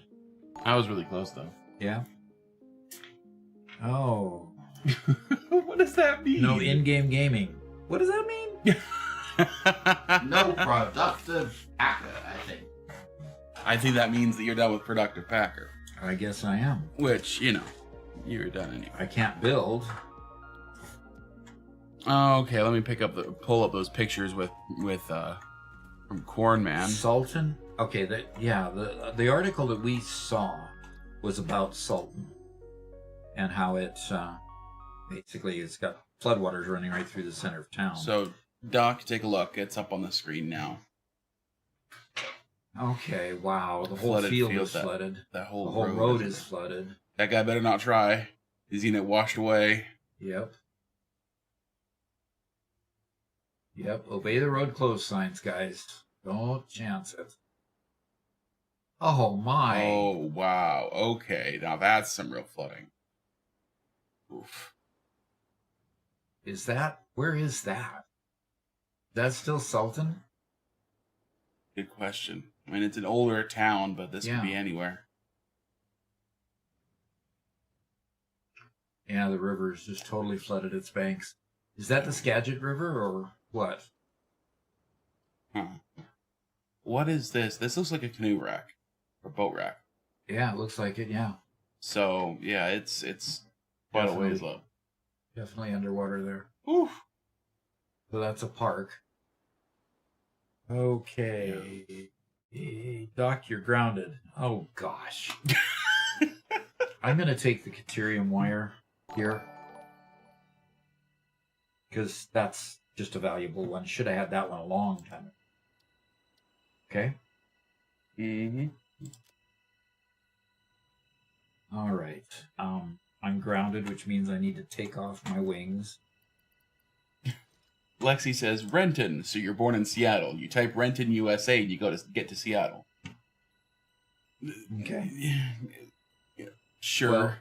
Well, I was born in San Diego, California. No, I was born in Renton, is what I... Yeah, Robert was born in Renton. And Christy was born in Idaho. Christy was born in Rexburg, Idaho. And then I finished college there and moved. A third of ththose pics are Snohomish. Wow. So Snohomish is also inundated. You may now build. I can now build? Okay. Mm-hmm. I need to build a train station over here and connect up the trains. I still can't fly though, right? Yeah. Yuck. Passing controller says I'm a transplant to Washington of 10 years. Now, grew up in southwest Arizona. Gotta say, I like the rain more than the intense sun. Well, yeah. If you have to trade off, the climate is nice and moderate. Although, it spoils a lot of activities. Mm-hmm. There's a lot of activities that could happen there that don't because of the rain. Oh, we got Homebrew subscribing with Prime. Appreciate your Prime subscription. You have a lot of choices where to place that, and I appreciate you giving it to us. That's good. That is nice. So, gosh, those are... I mean, obviously that water has to go get drained into the Puget Sound. So it's got to go from those towns westward. Yeah. So what is going to be the impact downstream from Sultan and Snohomish? What's going to be impacted next? Well, I did just mention riding my bike across the flats between Marysville and Everett. Yeah. That's not going to be possible. Probably not. Because what river is it that went over the kind of the sloughs? What feeds into those sloughs? Let me look it up on the map. Yeah, look it up on the map. See where, because the slough area is what you rode over constantly. Mm-hmm. So there, first off, the Puget Sound is not very clean, beautiful water. It's, as a lot of kind of, what do you call it? It's all kind of murky, a lot of sea life kind of stuff in there. But that was kind of like the edge of the entire town, right? So, What was the edge? the sloughs were kind of the edge of Marysville, right? Uh-huh. What is this platform over here, Robert? Oh, that was a test platform. What machinery is on it? Truck station. So I can get rid of that? Or I can use it and get rid of the truck stations? That is the Snohomish River. That is the Snohomish River, which means it's going to go from Snohomish straight into the sloughs and flood the lower ground of Marysville and northern Everett. Yeah, but northern Everett's up on a hill. Remember? Yes, it goes up there. Yes, but there's a significant amount of the Tulalip Indian reservation through that whole I-5 corridor. Yeah, Mission get Beach flooded. and Tulalip and all those areas, they're all gonna. Yeah. Yeah. So that's our old backyard. Oh, the even better part is that the Snohomish River goes right past the sewage lagoon for Marysville. Oh, wonderful. Which is the one reason why you don't want to be swimming around in the in floodwaters, because it can catch all kinds of Well, the All sewage kinds lagoon of will be nice and cleaned out after that. nicely cleaned out. Yeah, all the sewage will have run into the yuck. One of my favorite things that they did in Marysville before we left was they built a beautiful waterfront park, Ebby Waterfront Park, if you remember that, Doc. A block away from the lagoon, the sewage lagoon. Now the question is, why?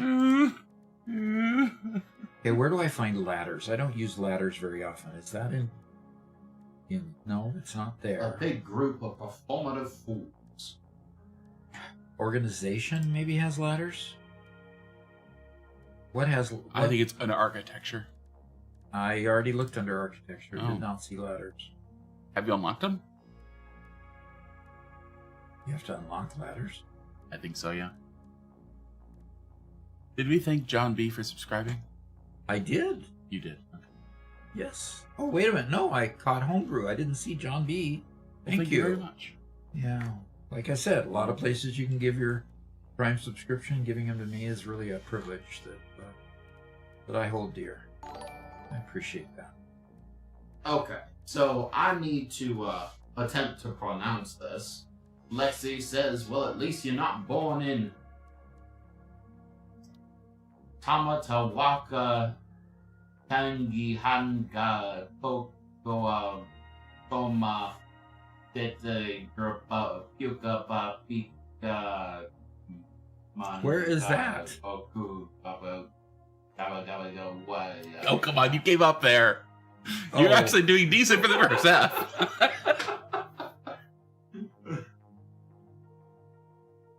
Hazard Controller says, yeah, but the Puget Sound Delta is risky. When the big one finally does hit, the tidal surge will block the waterways, and most of the mountain passes will be blocked off due to landslide. You end up on your own for a while. Or you know a volcano can pop up, and that's that. You have our trade-offs, right? That's what you call it. Oh, yuck. You know, a lot of people are scared of tornadoes, but the Midwest really is fairly safe. The likelihood of getting hit or damaged by a tornado is very, very low. We've also had a subscription from Mr. Wiz, 1969, Wow. and Jay Fallen. Fantastic. Wow.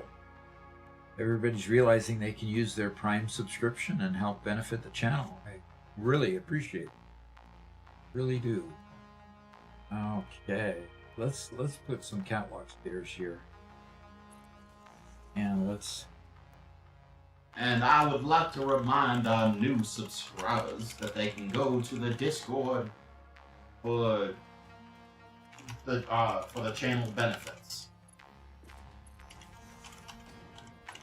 including access to our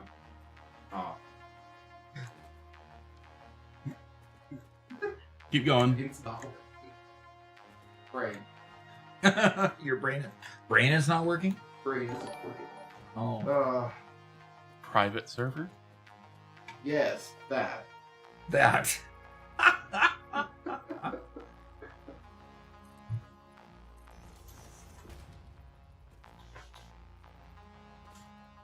Okay, I'm on the platform finally. Tell me when I can fly again. You can fly, you can fly, you can fly. And Graceless Elk just subscribed with Prime. Thank you very much. Mr. Wiz says, All can I right. get an amen? He knows what's going on here. We're all here trying to do the Lord's work. Yeah, right. Let's be a little bit less sacrilegious now, Garrett.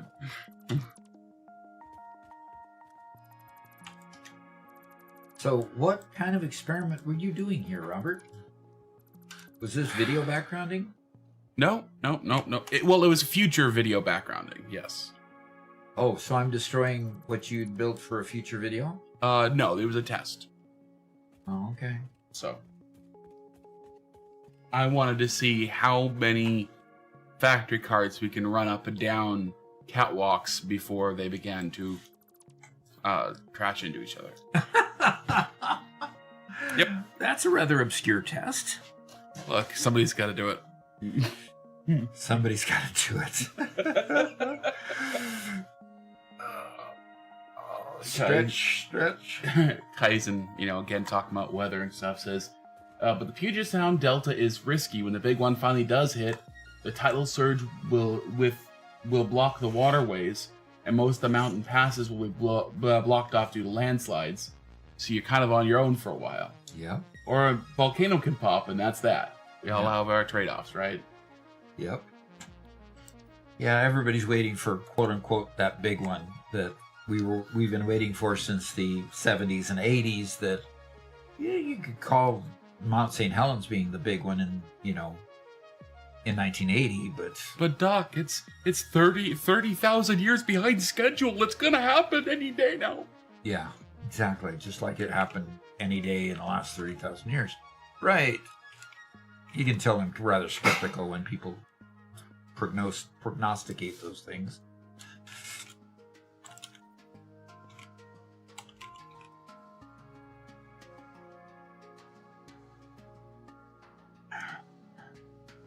If you're truly scared of it, then all you can really do is leave the area. Yeah, it's true. And you trade off being scared of that with being scared of something else. I have to say, though, I was, like in Washington or California, you get earthquakes all the time. I was always afraid of that. I was never afraid of volcanoes because, okay, I just wasn't. But tornadoes, I still get, my heart still starts to go whenever there's a tornado in the area, Jay Fallon has reminded us that he redeemed Hydrate. Okay. Our system for tracking that is still down. Yeah. You'll have to have a little bit of patience. But Megalith has the logs, and he says he'll take care of it this weekend. He's already pretty sure he knows what the issue is. So. Oh, good. Yeah, we really appreciate his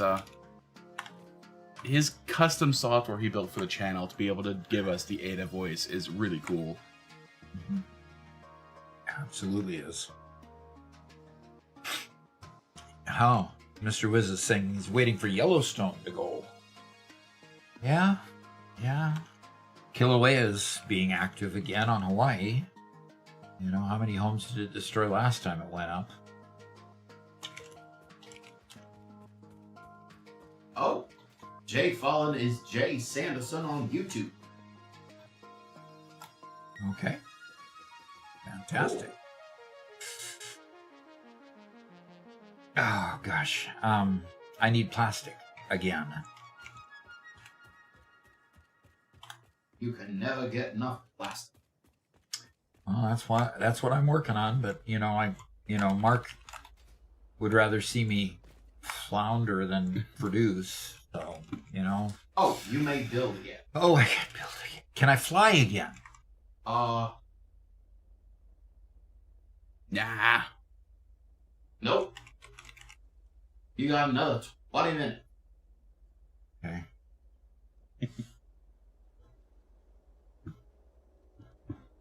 20 minutes? Uh-huh. He spent £5. Yeah, no kidding. Big dollar. By the way, I don't think we read out a comment from Boon Man. Uh-huh. He says, just getting back into Satisfactory. What a game. I jumped in with a buddy, turned flight mode on. Wow, cheat code. Yeah. and you just found your channel, subscribing and learning. Fantastic. By the way, for anybody who's watching, if you have any questions about Satisfactory you'd like to hear Doc's take on, we do like it when people ask questions here live on the channel. And if Doc is sufficiently eloquent, it might even be turned into a short. Yep.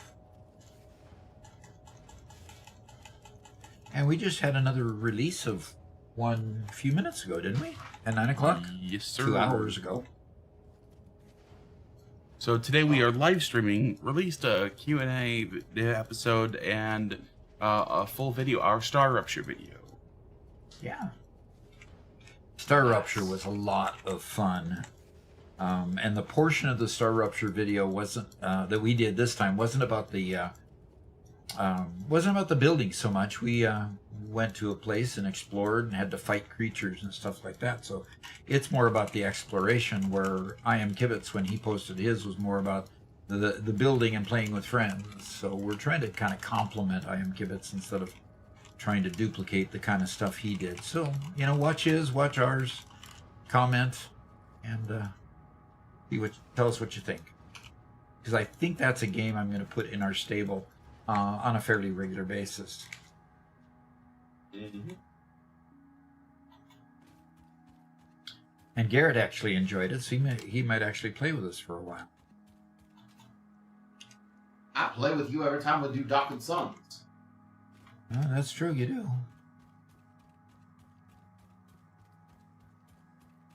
What's slander? I wasn't slandering you. What's slander?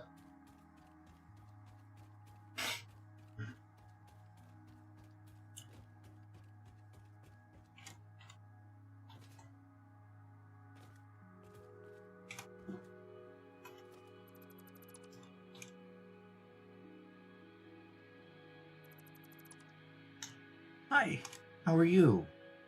Are you being good? Are you being a good girl today? She just chills perfectly on camera. Yep. There we go. And then lays down right on my keyboard. New girl. You need to be back here. He doesn't like when I change your position. And Megalith's just redeemed cat. Yep. And Ada would tell me that I can only pet her once. And Corn Man says, I have a Q that needs an A. When's Portal? When's what? Portal. Oh gosh. Portal again. Okay. When's Portal? Indeed. It seems that you've been avoiding. I've been busy. Yes, Christmas season has been busy. And I need to get back to that. I'm probably losing all the things that I learned.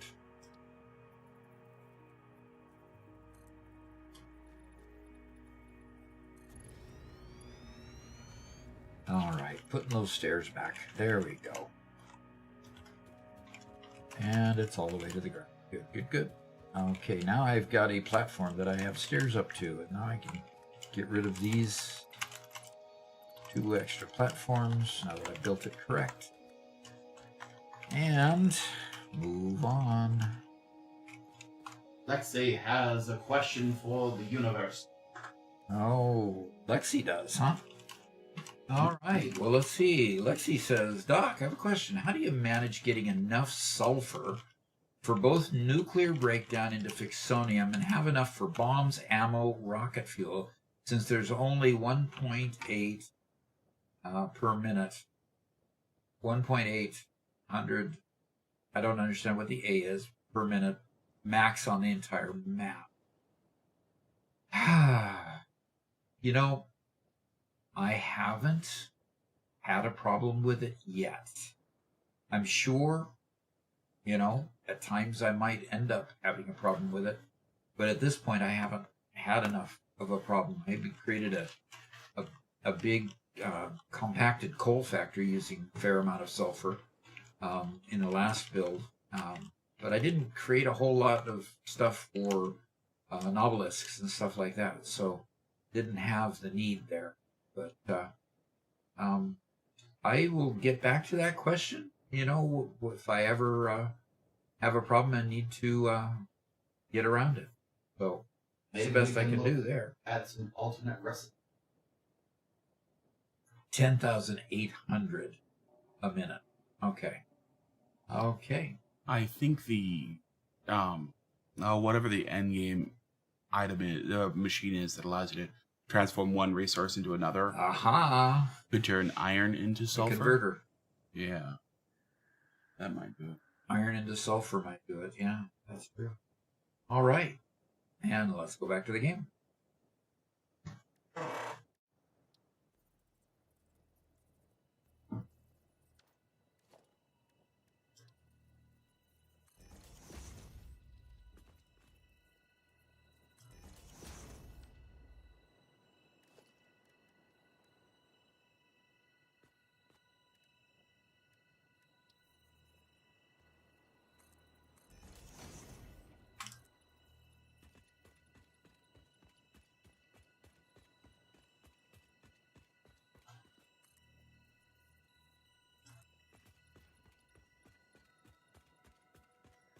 And I'm putting up some railing, and because I have a mod on here, I can do these corners. So I think that's a tiny corner. Nope. You still need that railing there. I can complete the corner. Short, not tiny. Yeah, short, not tiny. And so I've got these covered. But okay. I have a quibble with that. Quibble with?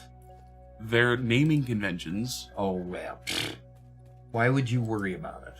Short specifically refers to the dimension of height. Tiny can mean any dimension. Okay. I'll just let you go with that.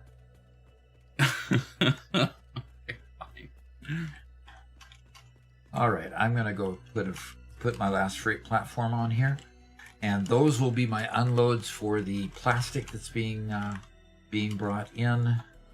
Can I fly yet? Can I fly yet? Can I fly yet? And I'm sure the answer to that is no, I can't fly. Okay, I need to take a quick break. How about you go find some locations on the map, and I'll be right back, Robert. Yeah, give me just 1 minute, and Okay. I'll do that. Okay.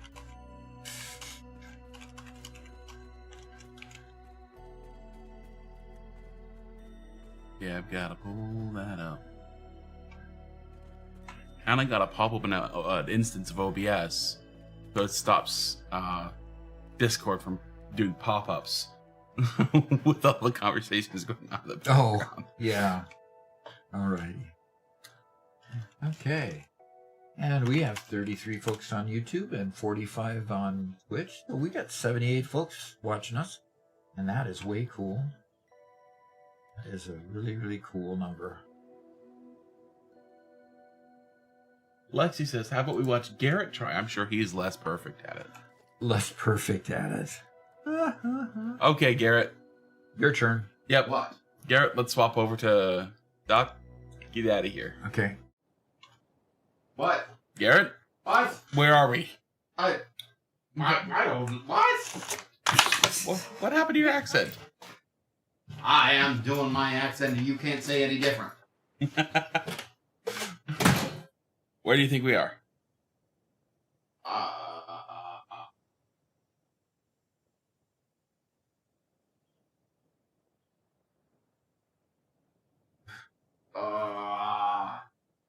I'll just zoom into the map.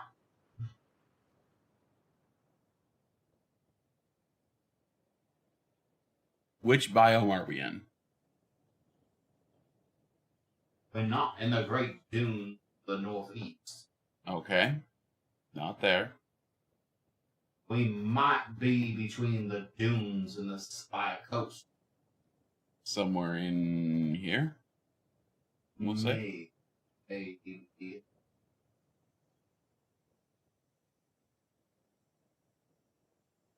Chat can definitely help, by the way. Garrett's gonna need this. Why? I'll give you a hint, Why? Garrett. What?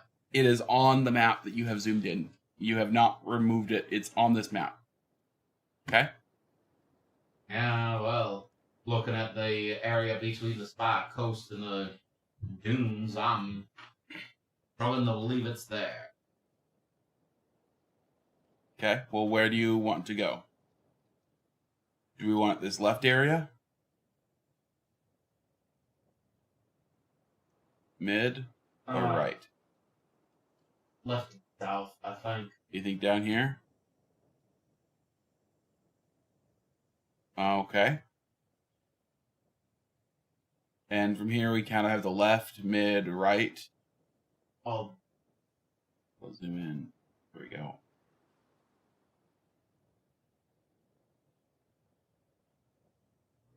I think it's right in the middle. There. You think it's right here? A little farther north. On There. the lighter section. There. Yes. Okay, we will click there and let us see. You got 900 points. It was over here. Reload this thing every single time. Yep, over there. Good job with loading up everything other than what we were looking at. Okay. Well, this is obviously the Spire Coast, but that's about the worst spot for it. Yep. We have our backs to the ocean, it seems, with the dune desert off to the left. Uh-huh.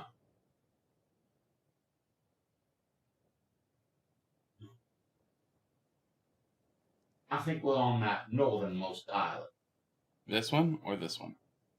the right one. This one? Let's give that a try. That's not a bad idea. Look at that. 3,500 points. You were just in a smidge. This was the big arm that we were seeing. Sure.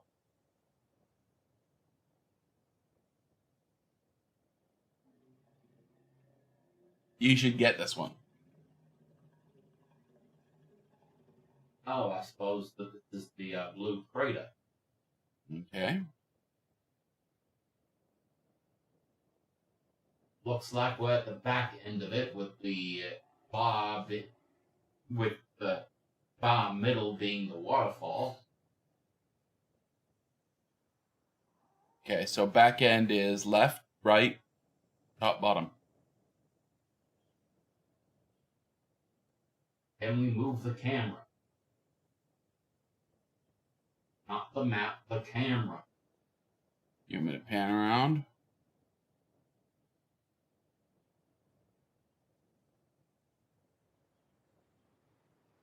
Unfortunately, all we're going to see here is the bowl.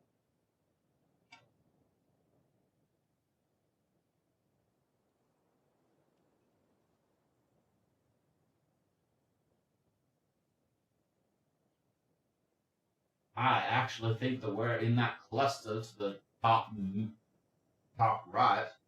This? Right there. Right in the middle there. Okay. Actually, we were on the left-hand side. What I was going to choose the first time.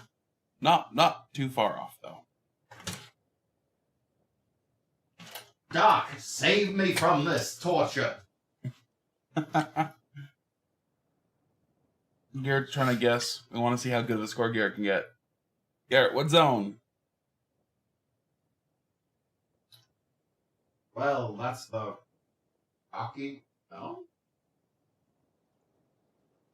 Let's give you a pan around.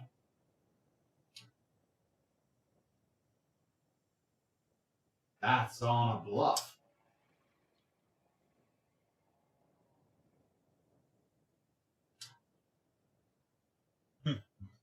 So where are you, Garrett? What zone?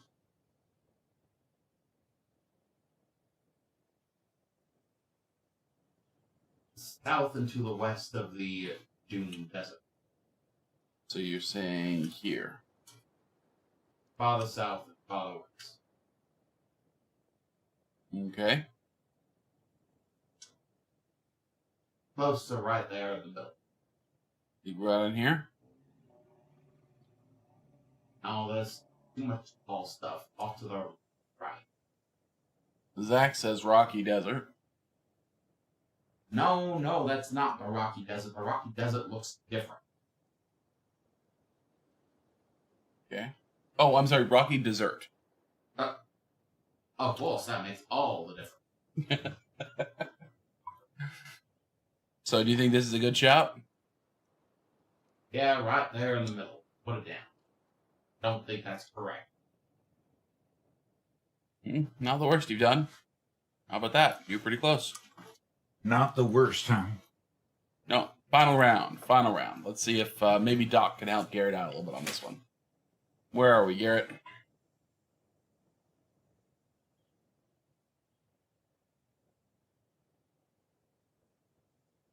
Well, I think that this is just south of the Spider Coast. In the back, that big corridor.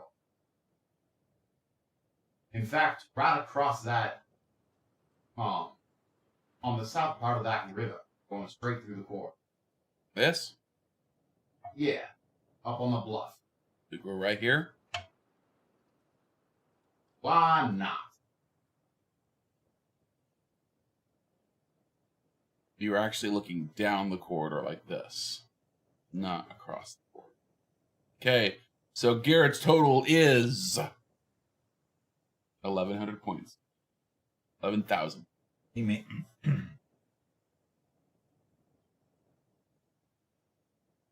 Garrett, you need to play Satisfactory more often. Apparently.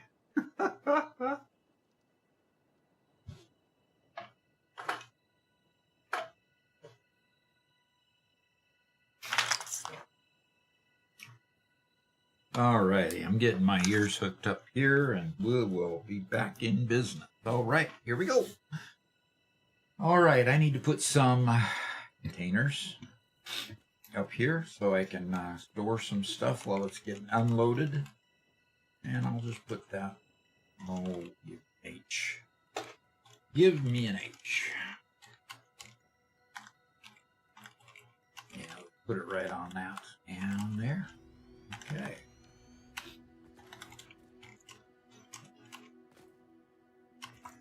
And we'll just have it go in there from there. That'll take care of... Zach says, is that good? What will be a good score? Oh, Corman says, no. 50,000. 50,000, yeah. So how much do you get each round if you get it right? It's 5,000 points per, so 25,000 would be a good score. Yep. He got 11 out of 25. So typically, I score between 20,000 to 24,000. To hit 25,000 or above 24 requires a perfect, basically perfect score.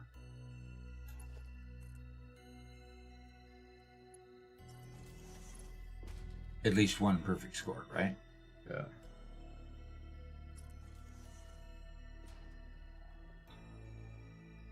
That is... Max says Can I Robert, fly Doc, yet? and Reverend should play You Don't Know Jack.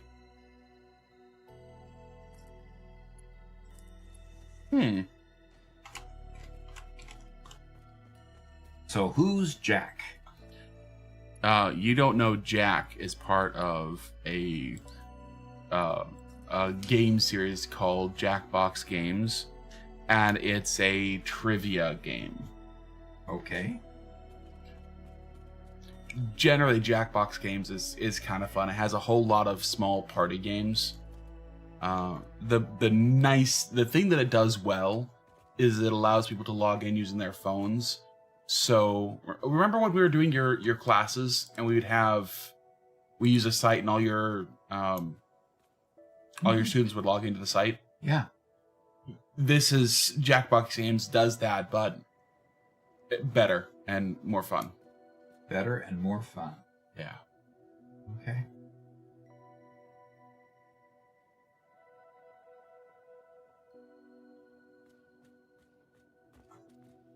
Zach says Garrett definitely needs to play more. Please do not curse me in such a way. Curse you? In such a manner.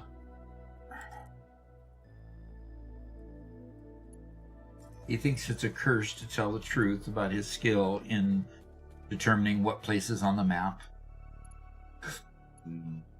Oh? Having to play more. Having to play more is a curse?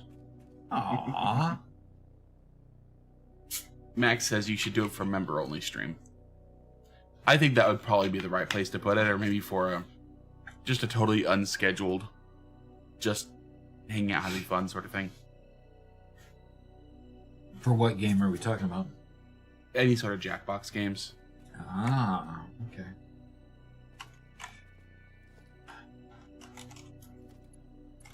Well, your flight time has technically ended, but you've got another 5 minutes for taking that break. What? Hey, breaks are part of life, part of the world we live in. None of my bosses ever said that. As are overtime.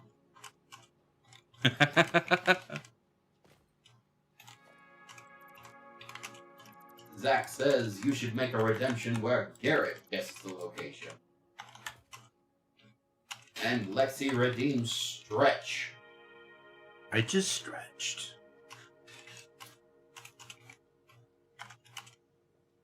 Ow, that hurts.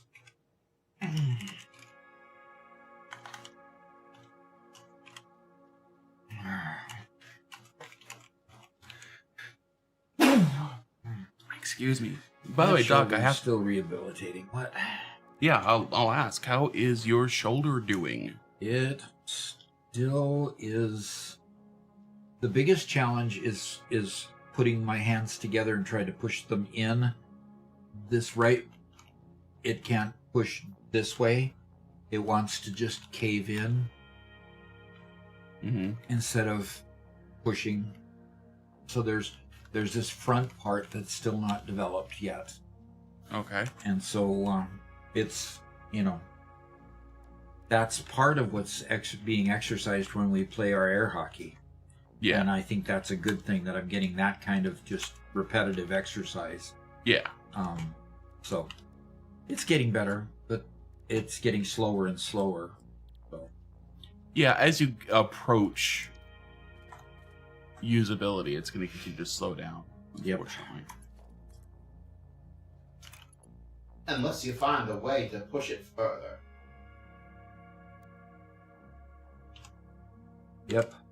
So, speaking of, Doc kind of said it, we have an air hockey table. We've had it for a long time. Finally got it set back up.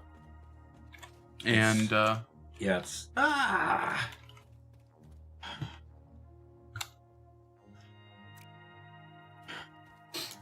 Now you gotta go come on, build your way up. No, I already built a ladder over here. Oh, okay. It's just on the opposite side. Max says, member only stream, please. Tomorrow, please do this. I will give you the party pack, most likely the first one, because that one has You Don't Know Jack. So, Doc, are we going to do a member stream tomorrow? What do we have to record tomorrow? Well, it depends how much of the Christmas episode you want to do. Depends on how much of the Christmas episode. Well, December is moving quickly, so probably want to get on. Excuse me. Yeah, we probably do need to record a portion of it. At least. So, the question is, do we want to drag Garrett out here to play a little party game? I have writing to do. He says that with pain in his voice. I wonder why. In pain that he would have to be here on stream instead of being able to write. Mark says your break equals your time, not game time. Well, we got paid for breaks. They stopped it some years ago now, so breaks are no longer covered in gaming either. Ask Ada. Ask Ada. She'll get you back working. I wish we could ask Ada right now. Yes, I wish we could. She would certainly say that no breaks are ever authorized. I'm sure she would. But who listens to Ada nowadays? Well, Any good, hard-working pioneer listens to Ada.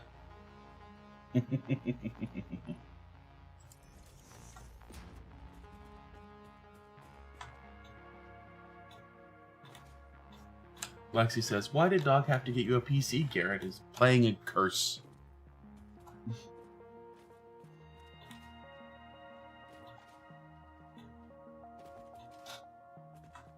Oh, good, good.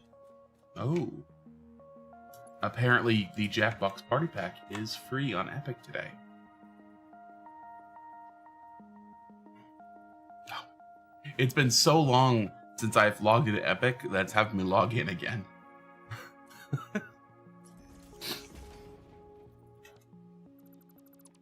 Confound two-factor authentication. Yeah. Oh, don't you love all this new nonsense we have to go through just to get into our systems? I mean, it was bad enough when I had to do it at work. Yep. When serious security was absolutely necessary. Was actually necessary. Yeah. So, Cornman, for this month, just because it's December, we're not guaranteeing any streams this week or this month. We're just super busy. So, when we get back into the swing of things at the start of the year, we'll become more regular. Although one good bit of information What's that? that was announced in the last stream. Gosh. When can I fly? You may fly now.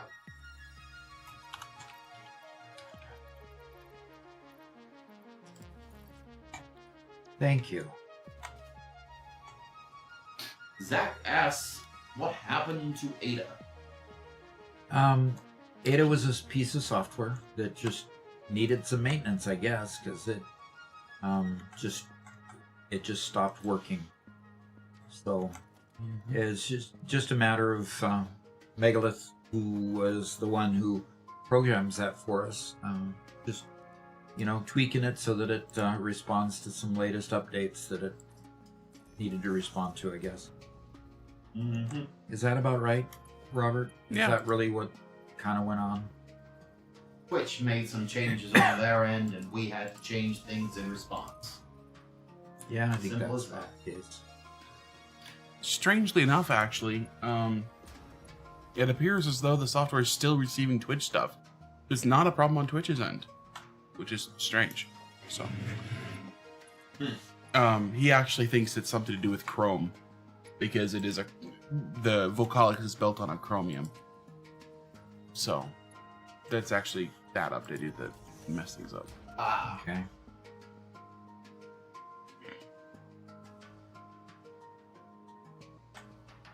Okay. Well. We do now have the conveyors attached to our system here, and then we can take the two out ports at least here, and Max Murphy asks, does Epic Games do game share?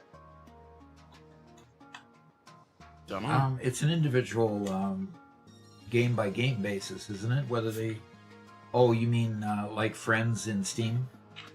Is that what he's talking about, you think? Probably. I don't know. Because we set up our family and friends thing to be a, I know I can see all of Robert's games and he can see all of my games, and so there's some games that I just don't want to purchase, but I might want to dabble in them a little bit, and so I see them on his and I can install them and play them when he's not playing. So if that's what you mean, yeah, I think so.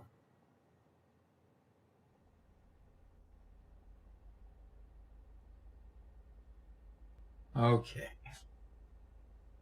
If I can build now,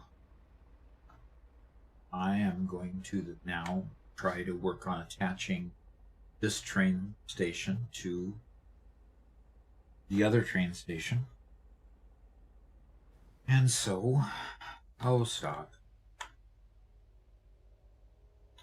Come on, you can fly.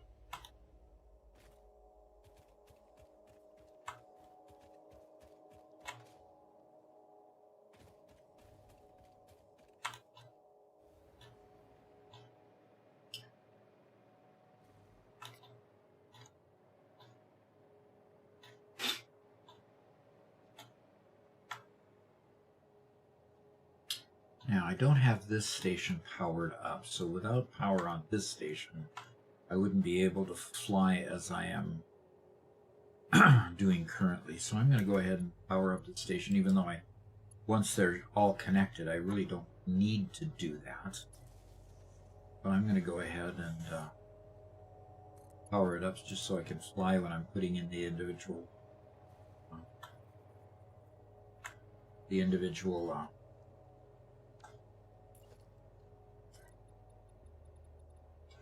train tracks. Cornman asks, anyone else watch Law and Order Organized Crime? The new season is so good. Really? It doesn't have the same characters that have been there forever. Still? I would not know. I am not a fan.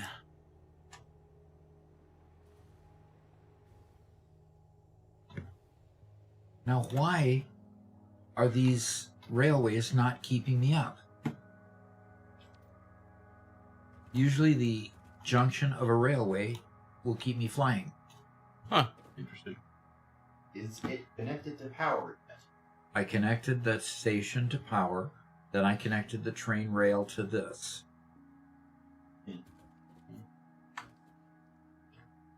So what I need to do is I need to target that valley over there. So basically I'm going to just build this straight out. We have a first-time chat from Monster who says, "Hi Doc, how's the factory?" It's going fairly well. And right now I'm building out the train to get to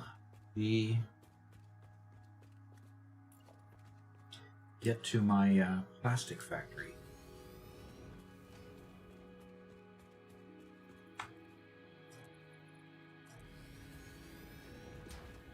Working on the train to get to my plastics factory.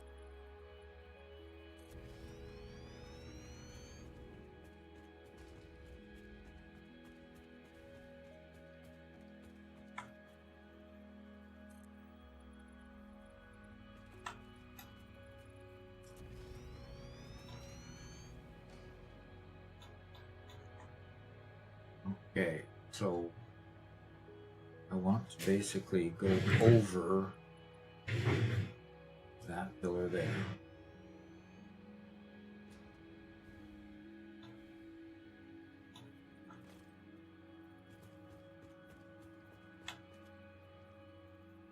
Okay. And let's see if I can attach it from here. I probably can't. But I can fly. Come on, I can fly here. Got a power pole there. Let's see how far out on the limb I can go here. Not very far. I got it.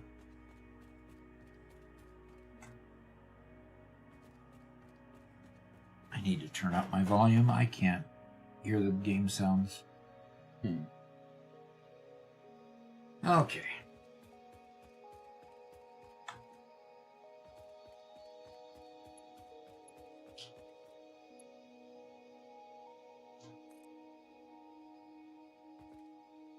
Oops. Target. Alright, I gotta get within flying distance of that. Mark asks, "Have you got Christmas sorted yet, Doc?" Have I got it sorted? Yeah, taken care of, fixed. Monster Dilly. I love that name.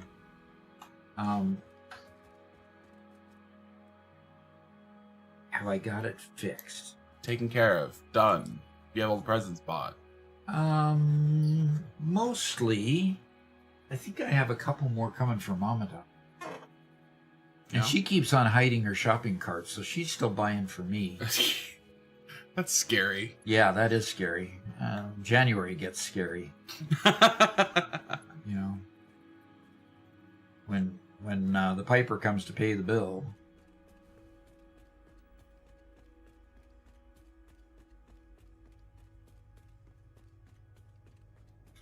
So,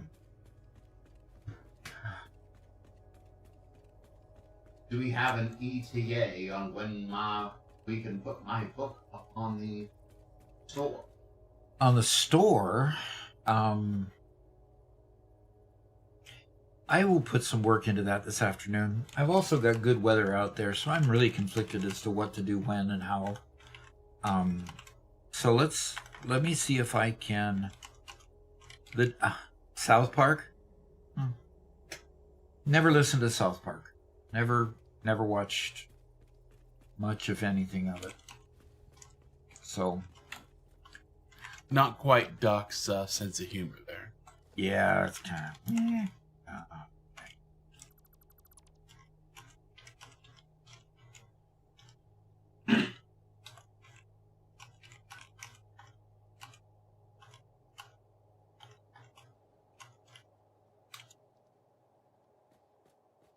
Corman says Doc would love South Park. No, he wouldn't. No, he wouldn't.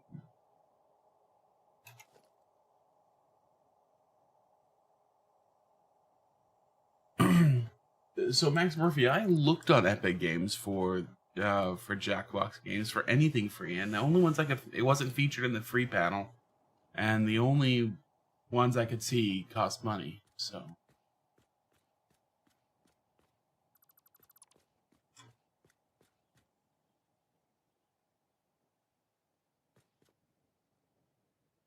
So far, I've only bought one Christmas present. And that's from Mama Doc, right? Because you want to keep on her good graces. Yes. When I go to buy Christmas presents, Mama Doc's the one I care about the most because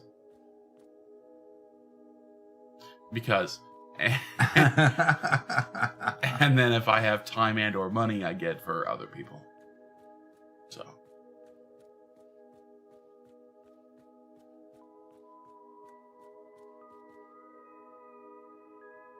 Lexi says she cooks your dinner. Not occasionally. Rarely. She gets invited for dinner occasionally. Most of the time, I'm the one cooking his dinner. Yep. It's one of the things that I go out of my way to do because I'm a little unemployed at the moment. Exmouth has been canceled? He then changed it to Xmas. Christmas has been canceled. No thanks. That will never happen. Lexi's like, and you're still alive? I'm actually fairly good at cooking. Thank you very much. Yeah, Garrett has actually gotten pretty good at it, yeah. Boy, trains are hard to build this way. Can I fly? Lexi No, says, I can't. dang, Robert, that's shocking. You know, I'm a great I guess I don't understand the lack of flight with these train tracks now. Has that been a recent update or something? No.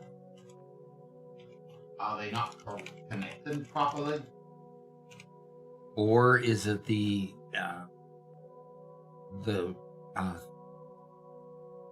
mod we're using to do longer trains that even the joints aren't letting us fly? It's entirely possible. If so, that's sad. Yeah.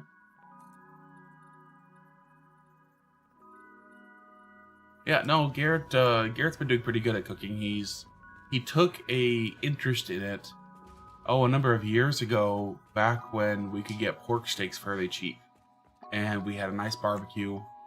And so Garrett wanted to learn how to barbecue it well because, unfortunately, unlike a pork steak, takes a long time to cook. If you cook a pork steak in less than like a half an hour, it's really tough and chewy. But if you really take your time and you do it well, it can be pretty good. And so Garrett got good at that, and I think that wasn't that kind of the beginning, Garrett, of you becoming interested in cooking. More or less, yeah. So Interesting. I just this week just added to Garrett's list that he has to be good at making me some enchiladas now. Because I went over to Mama Doc's house and she had made it. She didn't offer me any, and so that I demanded that Garrett make it. I'll point out that you're flying right now. Yeah? I can't fly yet? Yeah, I can fly. No, that you're able to fly right now. Oh. He's over his factory. Oh, okay.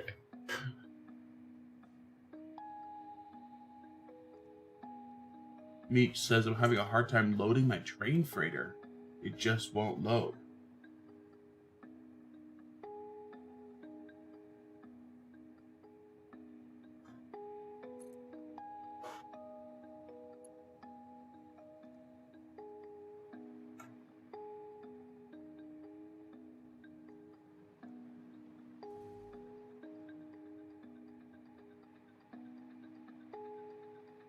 And Zach asks, is the freight platform set to unload?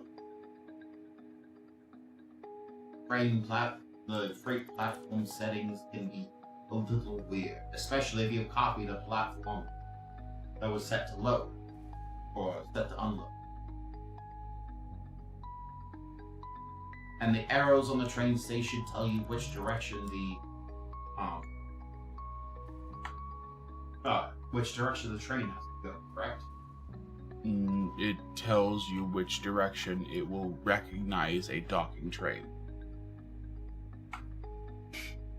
So, yes, but no. Where are you building to, Doc? I'm building to go through this valley right there. And that takes me out to where my plastic factory is. Oh, okay. Crazy. Yes, it is crazy.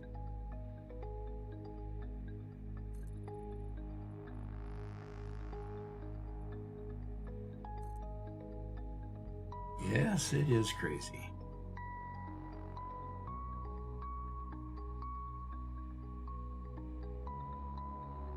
Okay, good. 6 and...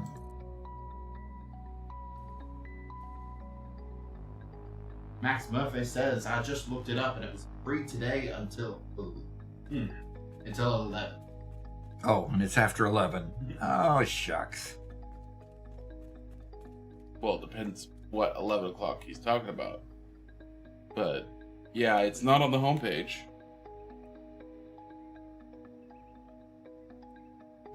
At least on my screen.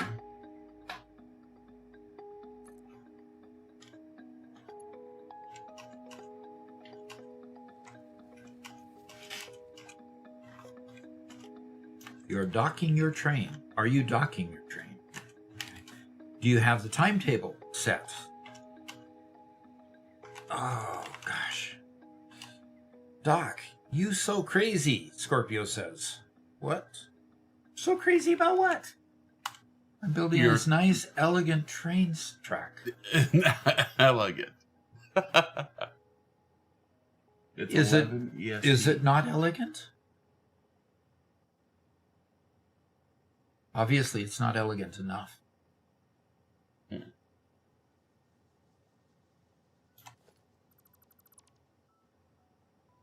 Oops. It should be 12:40 EST. Because it's after 11 Central.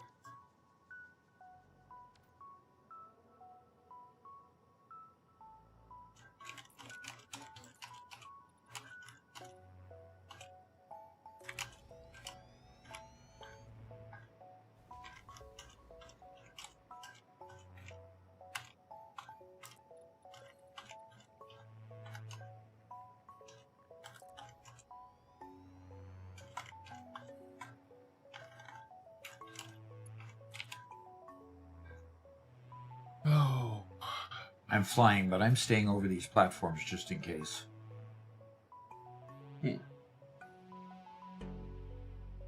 Obio says, I met the Epic Deals run until 11 a.m. Eastern Standard Time on Thursday. Oh, well then they changed an hour and a half ago. Yep. Oh well. Yep. Oh well. Like, I see the deal of the week. How much is it But to buy it? they're 10 or 20 bucks, so we can take a look at it. Yeah, the dock channel can handle that. Yep, so we can take a If look it at isn't wanting to be gifted to us. Yep. Oh, and there's another. So I need to go through this gorge, is what I'm trying to do. And unfortunately, maybe I ought to just try to aim the platform. See if I can just aim the platform that direction. Straight through. Yeah, that works. What was that? Trying to kill a fly. That was the sound of a swatting a fly? That's him clapping.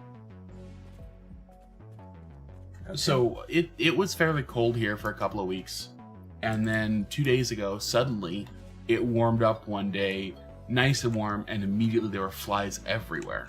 I don't know why, but it was just immediately flies everywhere. It's kind of reminds me of, I don't know why she swallowed the fly. Perhaps she'll die. Oh. First time chat from the Shy, or first time chat from the Shy says hello. Is there an update after 2 weeks? After 2 weeks of what? I'm not sure what you're referring to. I have not heard of any updates pending. In fact, Coffee Stain loves their vacations, and so I would rather doubt that they're going to have another one very shortly. I usually watch without chatting, but the title made me ask, well, in 2 weeks is Christmas. That's what the title's referring to. Okay.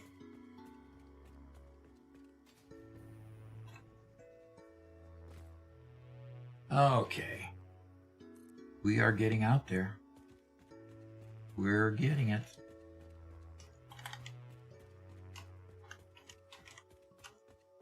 What is that? Robert, what is that? Jay Fallen What? says it was minus 34°C, minus 30 Fahrenheit this morning. Oof. Oof. I'm going through the wrong valley. I'm sorry, where are you? I'm in the wrong valley. Not you, the person that's at negative 34°C right now. Oof. Is he our Greenland person? No. No. I mean, that's the Texas something or other. Yeah. Saskatchewan. Okay. Wow. That is cold.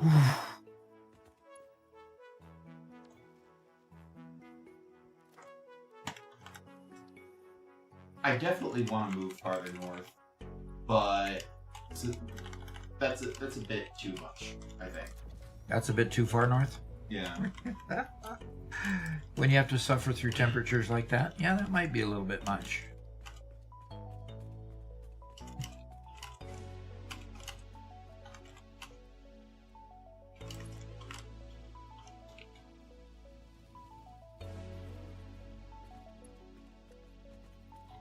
Scorpio says, oh no, Doc noticed the slug. It's gonna be a great trinket hunt again. What is this up there, Robert? I don't know. Oh, that's the hydrogen. Is that the hydrogen? That's my hydrogen plant. Where am I? I think you went north instead of west. This looks like a Doc University. You want to take a break for Doc University? Yeah, just a minute. I need to see where I'm at first. Oh, crap.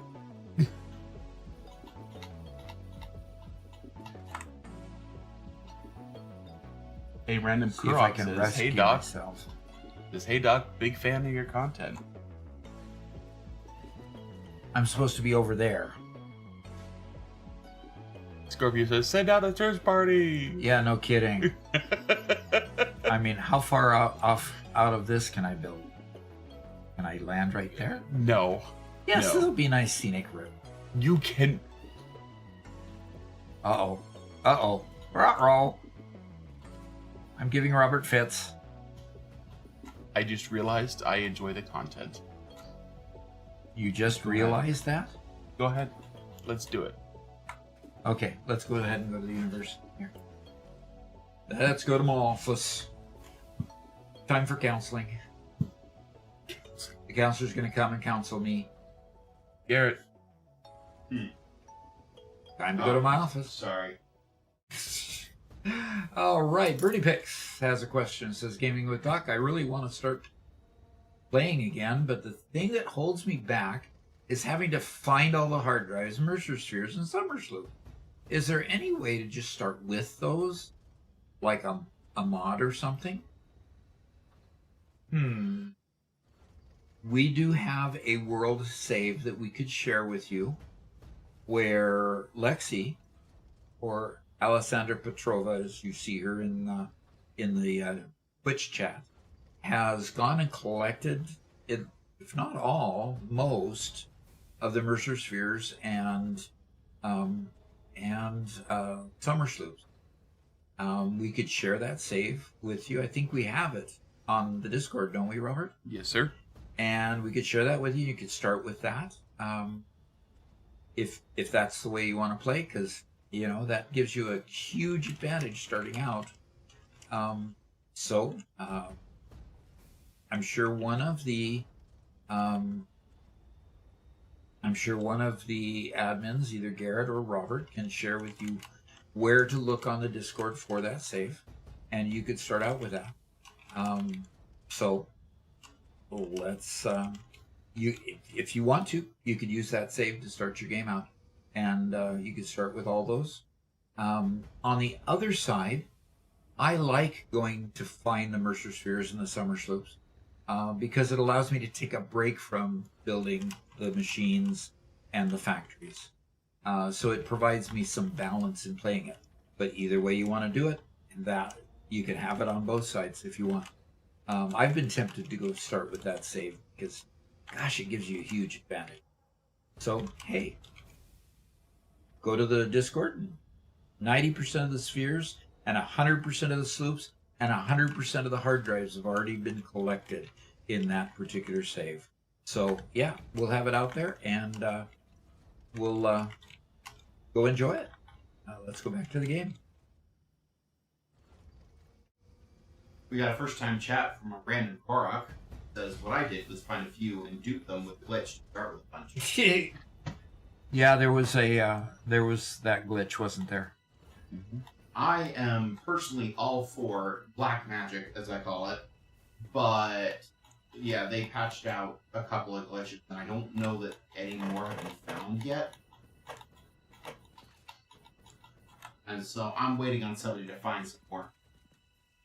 So if you join the Discord, which we will link again, there is a place under the Satisfactory section called World Share, and and I posted a link called Lexi's 90% Exploration Save, and it will get you 90% again of 90+% of everything. 90% of the spheres, 100% of the sloops, and 100% of the hard drives.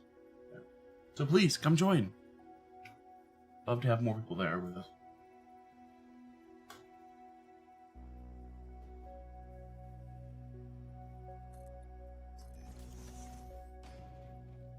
Okay. Icor Homunculus says... Homunculus? Icor Homunculus. Great name, great name. Go ahead. Yes. Says, hey Doc, thanks for all the great tips in your YouTube shorts. I bought Satisfactory 3 weeks ago, already logged almost 200 hours. Send help. Send help. Okay. Yep. I understand the send help part. You know, I could sit and just keep playing for hours. So, and I do. So. All right, I'm going to see if I can touch that. I can't from here. Doggone it. Lexi, please don't recommend Satisfactory Plus to the new guy. That might totally destroy his desire to play.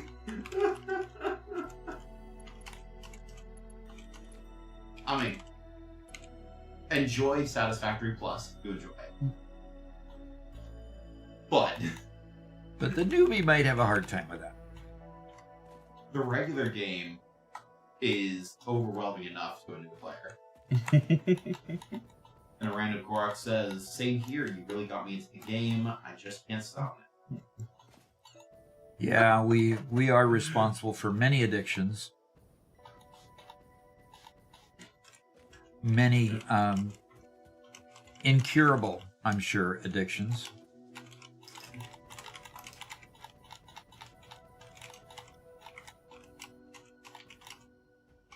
So Lexi's like, I wasn't gonna recommend Satisfactory Plus to a new guy. good. Oh no, absolutely not.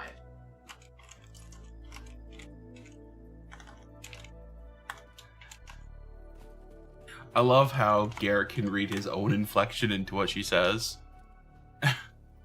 Make her sound, defensive, as opposed to...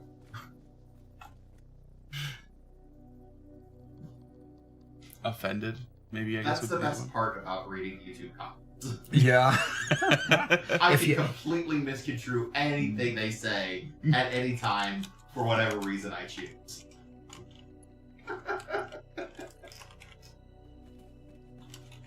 The power at my fingertips is overwhelming.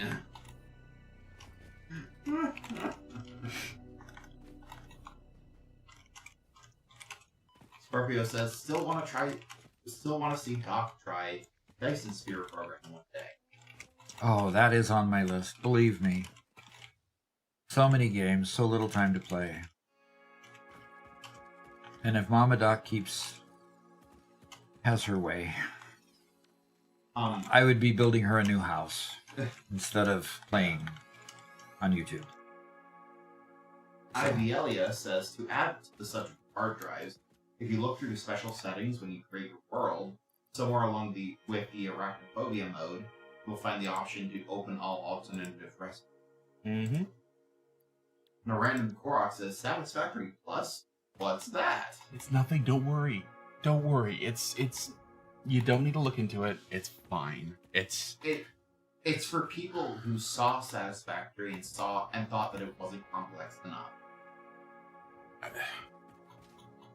It's for people who saw Satisfactory and said, oh, look, that's a fun game. I don't like having fun in my games, so I'm going to do something that isn't fun instead. Someone's a little biased. There we go. See, Korok. Random Korok says, oh, heck nah.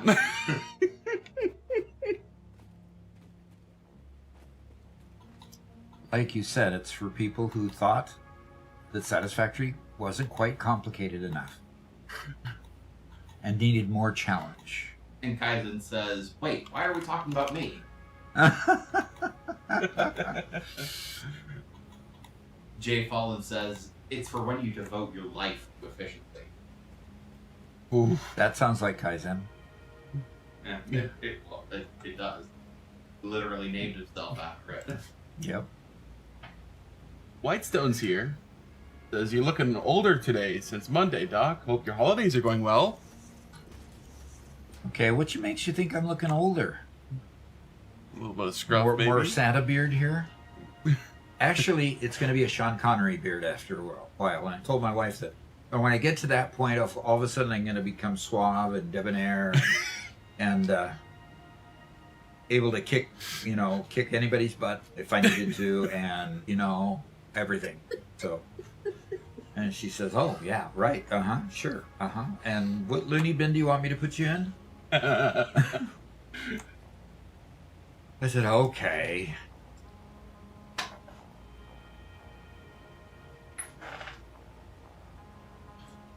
A random Korok says, "I'll pass. I'm already struggling." Yeah. That's the usual reaction, yes. The game is hard enough.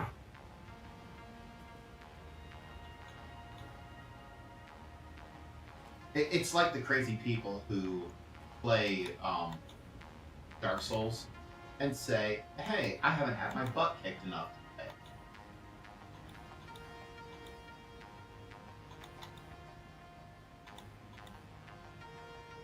Okay, I'm going to put out my little hot take for the day. Okay, Satisfactory is not a hard game. It's a complex game, not a hard game. Okay, there's Dark Souls is hard. Yeah, there's very By few comparison. things you need to know in Satisfactory. Every single recipe is the same, just using a different machine and using different inputs. You don't have to memorize the inputs, you just have to look them up. You do need to learn a few things. You need to learn how to handle fluids. Fluids are difficult. Fluids are the most difficult thing in the game, in my opinion. Okay? You need to learn some basic math when it comes to building a factory in order to get the balancing correct. That's the extent of the difficulty in Satisfactory. Most of the difficulty is just in what knowledge you don't have. There's relatively little difficulty in execution. It's just complex. And complexity is a difficulty of its own, but it's complex, not difficult.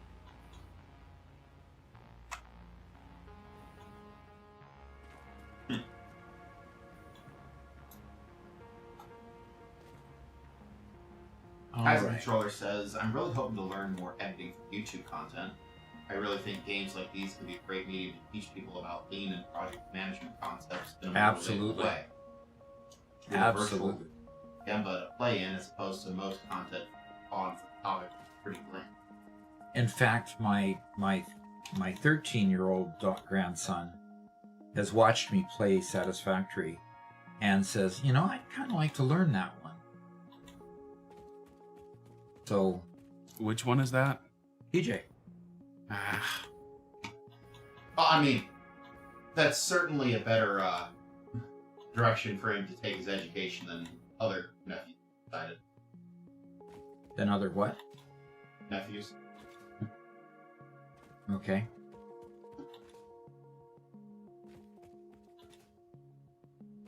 Like the ones who's still dead set on being attentive.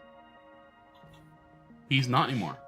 Oh. No, he's gonna be an engineer today. We'll see what it is tomorrow. Yeah. Well, he is getting to that age where he has to start making decisions. Yeah. Mm-hmm. Honestly, engineering is a great place to start, even if you want to pivot to another direction later on. Engineering teaches you how to do a lot of good stuff. Yep. But saying engineer is about as broad of a possible topic you could ever pick. Yeah, that's true.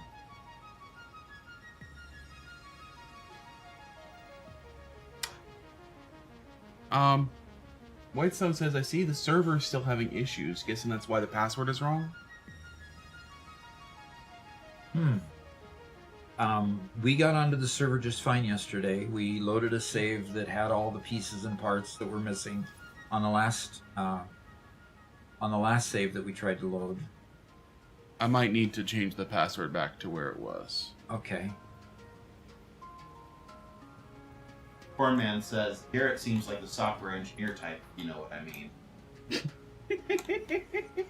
What is that supposed to mean? I will point out that Doc is very literally the software engineer type. Very literally, yes.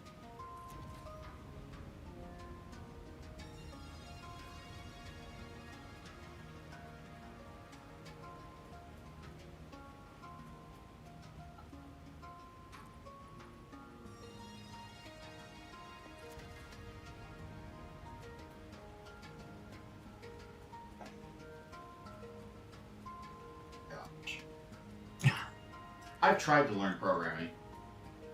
I wish I knew how, but programming is beyond my feeble brain. Interesting.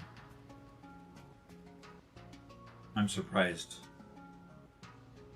It's more that I get that every time I try something and it doesn't work, I get very inordinately angry. You lack the patience for it. Yeah, that's pretty much it. So, you know, and part of the fun that I have in programming is when there's a coding issue and it becomes a puzzle. Okay, where's the coding issue? Where's the problem? You know, it fascinates me to the point of being capable of working for hours just to find where the issue is and research it until I get it right. Sure.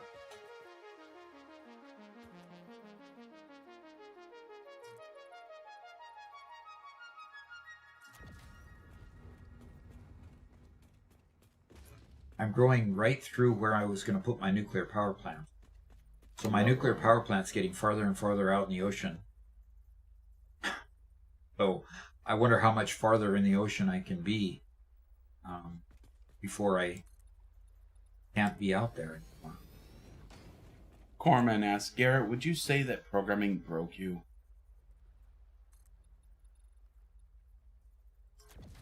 I really would have to ask what you mean by broke me. I got through the entire course, introductory course. I got a decent grade in the class, and then decided not to go any further with it. What was your, what didn't you like about programming? No, the real issue, if I'm being honest, is the fact that I kept on choosing projects that were just beyond me at the time. Oh. So my C++ programming project was emulating the gravitational pull of mass in space on large bodies. So I had an orbiting mass around a sun and simulated the orbit of that body around around the sun. And I particularly enjoyed that one because, gosh, C++ was such a beauty as far as computational arithmetic. Poor man, what kind of question is that?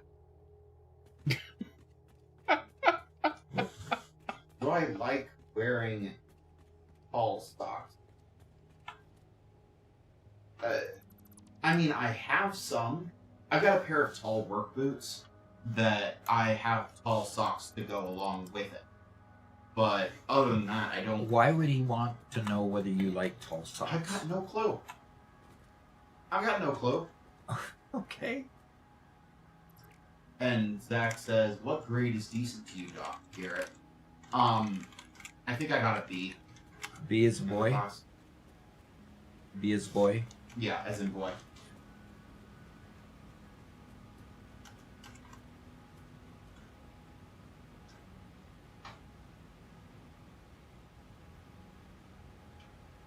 So I still pulled out the grade, but was too frustrated with it to want to continue. Cornman says, Robert, where do you see where this is headed?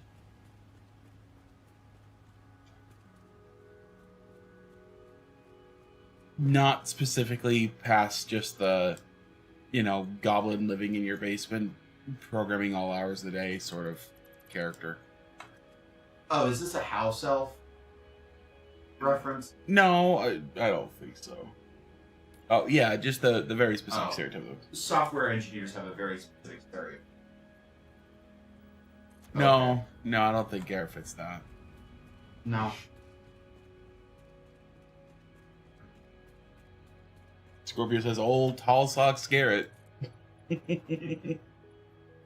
And that person that just likes to know weird things That's definitely Garrett. Definitely. Yeah. I do have a decent memory for random facts and details, which is very useful when you're trying to hold an entire world in your head all at once.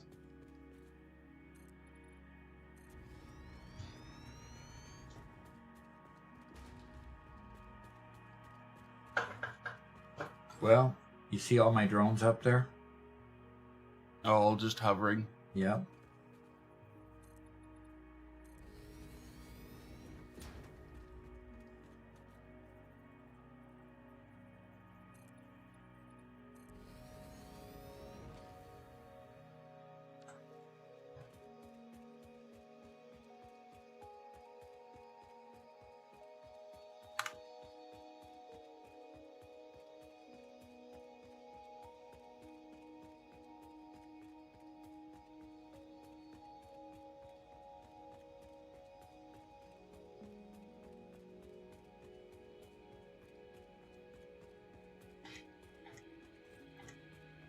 No, actually, between the two of us, I was the one who really wanted to become a programmer. Yep. Although, I was a programmer by profession for quite a while. Yeah. You know, when you consider the amount of database that I wrote for customers. Mm-hmm.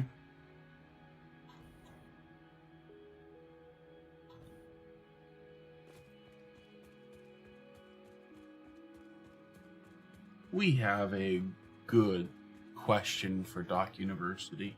Okay. Let me just spin around and get this place. And then I will. All right, let's go to the office. How do I use the blueprint creator? How do you use the blueprint printer? Blueprinter? Basically, you have to get to the point of unlocking it, and there are 3 different levels. You start with a 4x4, and then you get to a 5x5, and then you can go to a 6x6 blueprinter. The way you use it is you, of course, place a blueprinter, whatever size it is, and then you actually just create something on it within its confines. So you'll have a box. It'll have the 4x4 bounds, or 5x5, or 6x6, and then it'll have a height also. And within that square, that 3-dimensional square, you go ahead and create whatever that you want to build. Now, like for constructors, I would build a constructor array, a constructor manifold, and create walls around it, and I'd create a store. If you go to my short on stores, that is the biggest thing I use blueprints for. And those stores end up containing inside themselves the manifolds to create a product. And so you create the imports, you create the manifold. You can do it 2 stories with constructors. You can actually do it 2 stories with assemblers as well, and create things like reinforced iron plate and various items that require just assemblers, and create them, put walls around them, make them nice and pretty. And you've got a ready-made store to just plop down, feed it with materials, and get the materials exported out. You can put, once you connect all of the lifts and the conveyors and the splitters and the mergers, you can have an input coming in, and you can put a sign on the outside that says you have a certain number of input coming in, like whether it be 1200 or 780 for the particular size conveyor that you have at the time. Then you have it exporting, and on the other side you can have a sign that tells that if you input this amount, you'll get that much product out of it. Like it could be just putting in iron ore and getting iron ingots out, or putting in iron ingots and getting plates out, or rods out, or screws out, or whatever various component that you're making. So you build it on there, and then you save it, And then in order to use it, I'm going to go ahead and show you on my screen. In order to use it, you have this Blueprints tab up here. And you click on the Blueprints tab, and then like this constructor manifold. If I click on that, I can place down a constructor manifold here that I have built. And you can put them right next to each other and then connect them up. And you have ready-made manifolds that you can plop down and not have to rebuild them constantly. You'll still have to hook up electricity to them, because you can't hook up electricity to them automatically from outside. This one doesn't have walls around it. It was just meant to be put on a platform. And you build it, and then you can place them just like that. So I hope that helps. Blueprinters can speed up the results of your the building that you have by a lot, and help you to cookie cutter things one right after the other, and make large factories very quickly. So I use them religiously to make foundations, to make walls, to make, in this case, a manifold of constructors, manifold of assemblers. You can even construct them and have a couple manufacturers all set up ready to receive 4 products or 3 products, whatever it takes that you need to build inside a manufacturer. They just speed the process along. It's kind of like being able to copy and paste a bunch of objects all at once. So I hope that helps, because it's an incredibly useful tool. And let's go back to the game.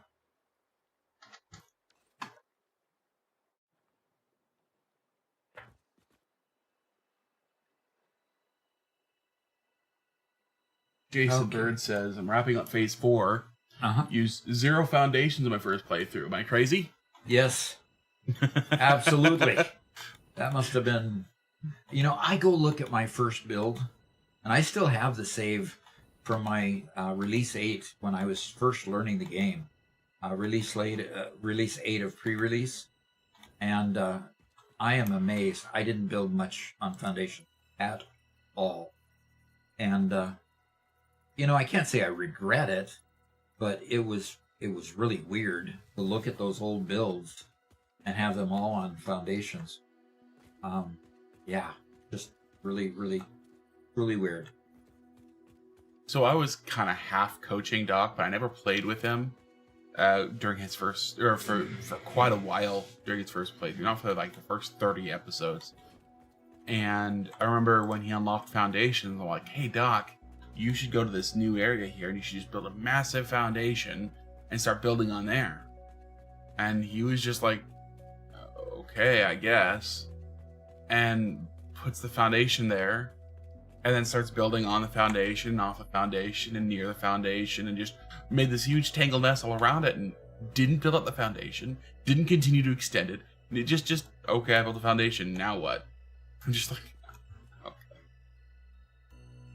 Yeah, Robert had a hard time getting me to get the game.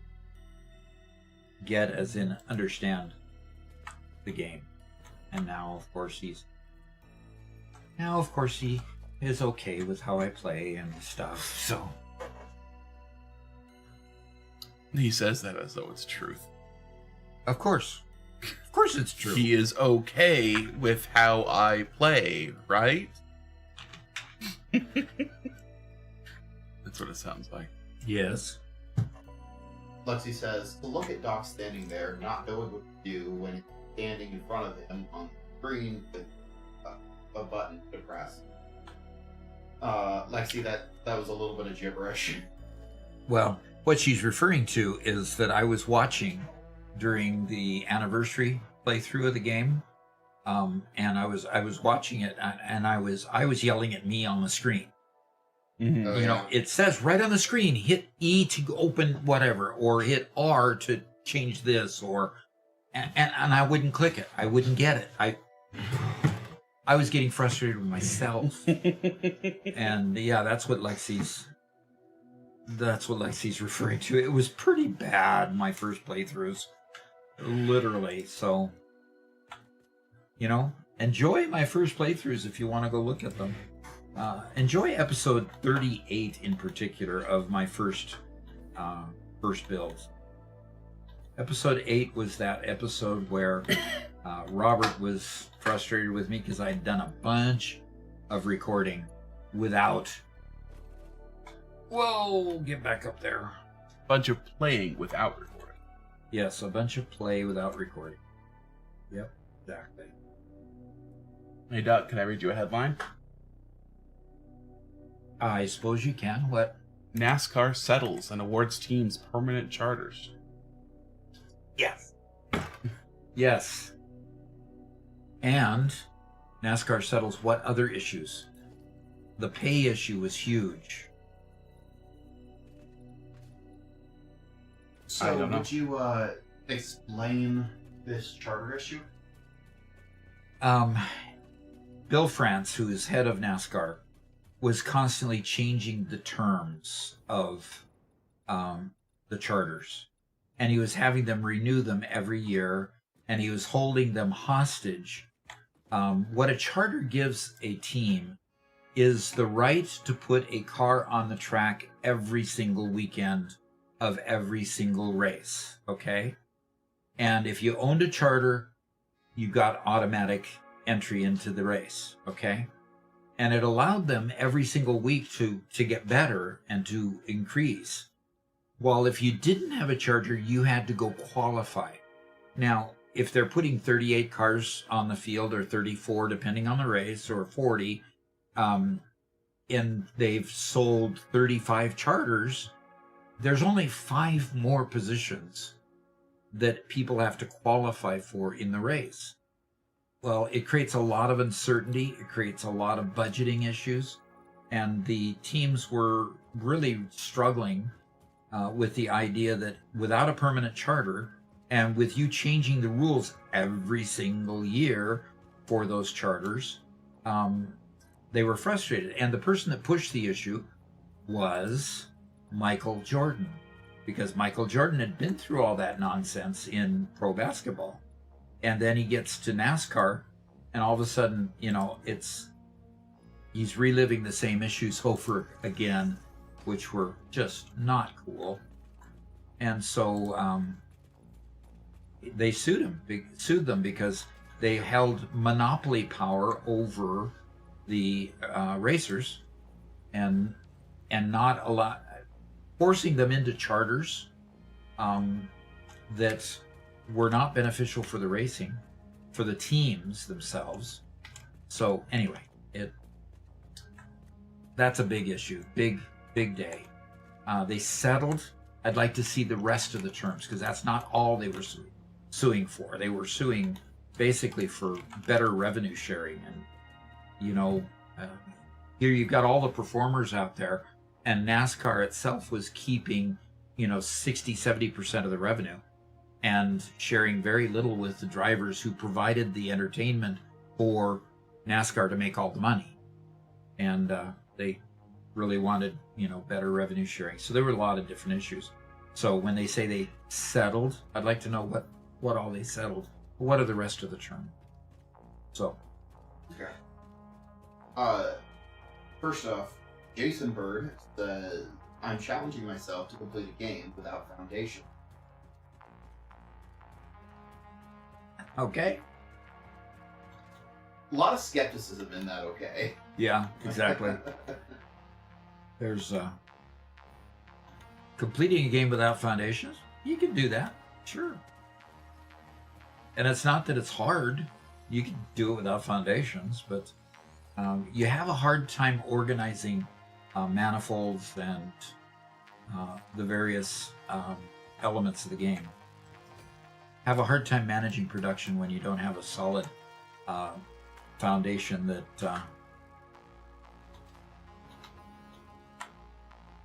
that you can build from.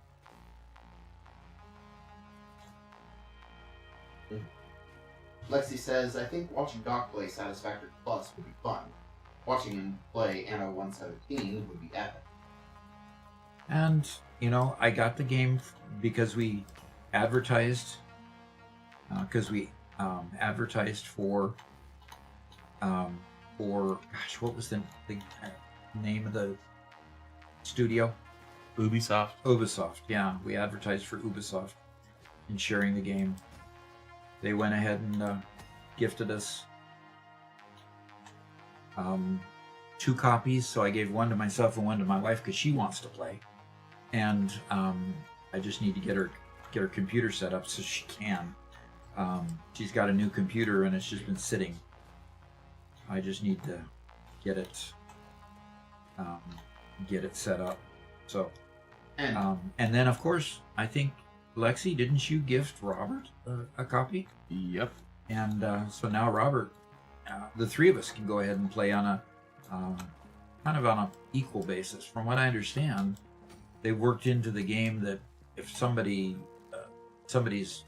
home, their home base is bigger than the other person's, they've got a huge advantage while they're playing the game. So Yeah.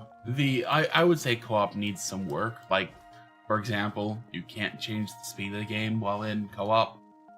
So you can't speed it up for nighttime, daytime production? Well, there are day-night cycles, but it doesn't affect the gameplay. It's more the fact that in the early game especially, there's a lot of just waiting for resources. And so a lot of times you just speed it up during that time. Right. When there's just nothing to build, you speed it up. Yeah. And that's a natural part of the regular gameplay, and they don't allow you to do that in... Yeah. Oh, okay. Which is not like they can't allow it. No, it's not like they can't. Cosmeteer is a game that me and Robert have played a lot of, and they absolutely allow you to speed up the game. Yeah. And that's a game where you have a lot of downtime designing and building your ship. And just flying your ship from one end to the other end of one end of the galaxy to the other, you know? Mm.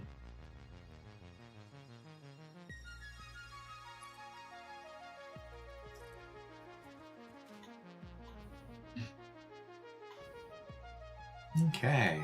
Well, yeah, we're gonna play Anno, and I think the 3 staples that are going to appear next year are Anno and Star Rupture, and of course Satisfactory. We're not going to shortchange Satisfactory at all.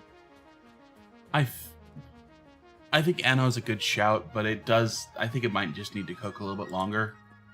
Just like so many of of this genre, really it's not great until you get the first couple of big updates in. Frontman says, and Portal. Not as a staple. There is an end to the game, and Doc needs to play it. But yes, Doc needs to play it till the end. Yes, Doc needs to play it.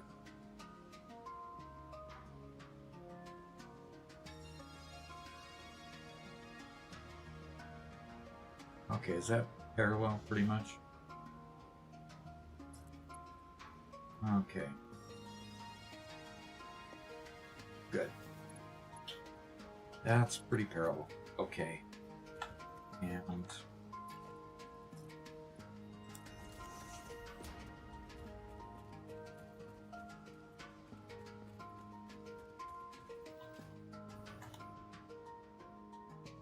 okay. Now it gets a little tricky.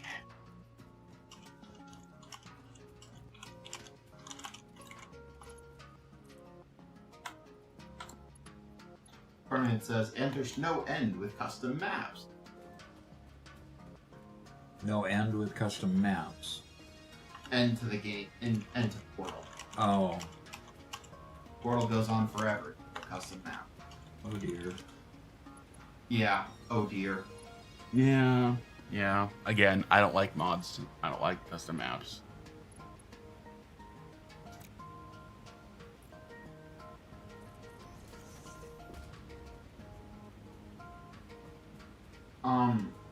Scorpio says, Doc, you always loop your train track. I started just making them bounce back and forth on the same line for the first destination. Don't always loop them. I do have some go forward and back ones.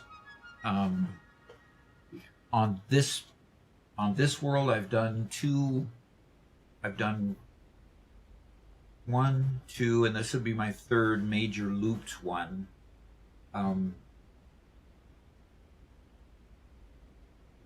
So I don't know.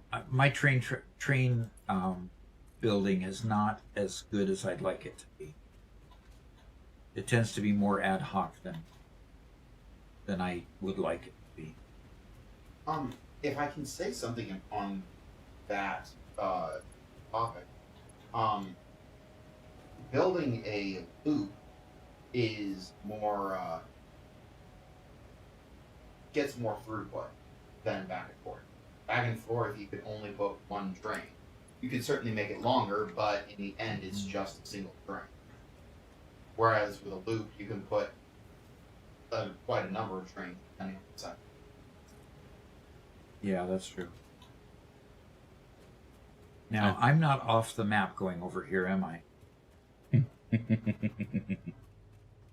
Because I'll go beep, beep, beep, and I'll start dying if I go off the map, but I don't think I'm off the map here. Whitestone is correct, saying dual rail lines are superior to bi-directional rails. Absolutely. Yeah. I agree with that statement. They're also the highest effort rails. Mm-hmm. If you're looking to set up a quick and dirty route, having one that bounces back and forth is not a bad thing, especially if it's not connecting to a larger network. But if you're making a train network, back and forth. Yep. Michaelis says GPT 5.2 got released. Cool. And GPT stands for Grand Theft Auto? ChatGPT. ChatGPT. Oh, brother. I should have known that one. Yeah, he messaged me that, and I'm like, yep, start the 1 week timer again for the hype train. Start the 1 week timer for the hype train? Yeah. I'm sure that there will be plenty of that it will be an improvement of some kind. But somehow I doubt it will be the that it will be the AI that everybody's been predicting for a while.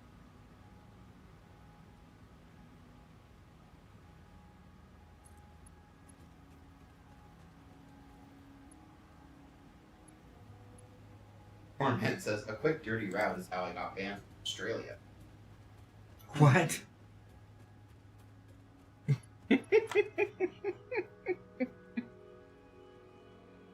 I'm not quite sure I understand that reference, and maybe I don't want to. Yeah. Scorpio says, yeah, I had some smaller lines that I was just running back and forth. It did turn into a loop once I expanded it. Okay. Nice.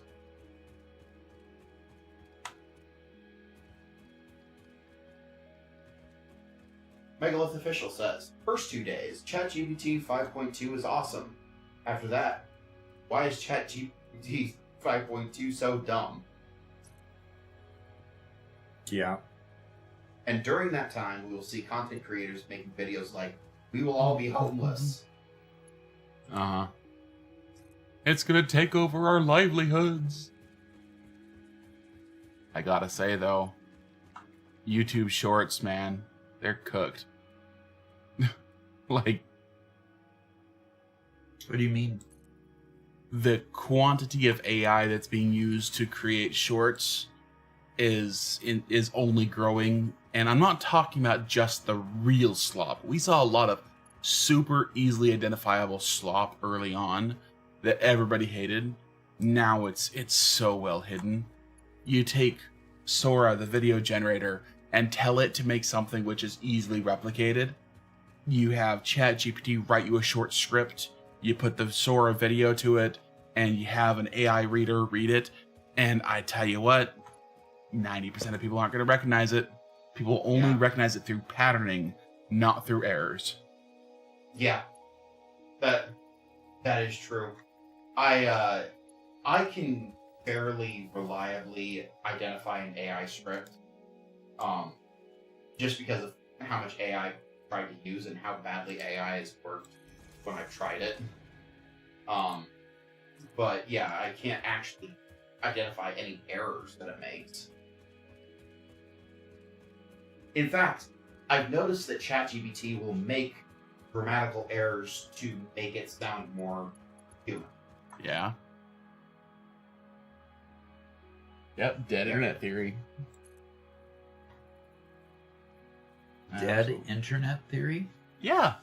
So the dead internet theory was proposed, at least I heard about it probably about a decade ago. Uh-huh. But it's the general idea that there's so much content out on the internet that is generated not by humans, that it's entirely possible that the internet is not actually being made by humans anymore. It's just being made by, today we'd say, just by AI. And the honest truth is, I've seen multiple tools, and I'm experimenting with a few, that completely do like about 95% of content generation for you. Uh-huh. And they do extremely well. Well, I'll know that I'm fired once he starts putting an AI replica of me up there with my voice. Yeah.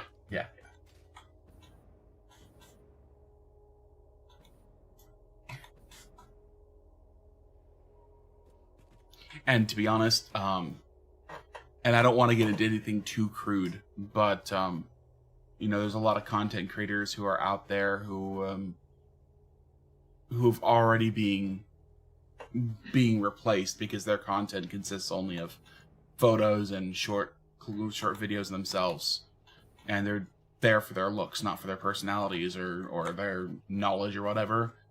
And their looks have been completely synthesized now. Yuck.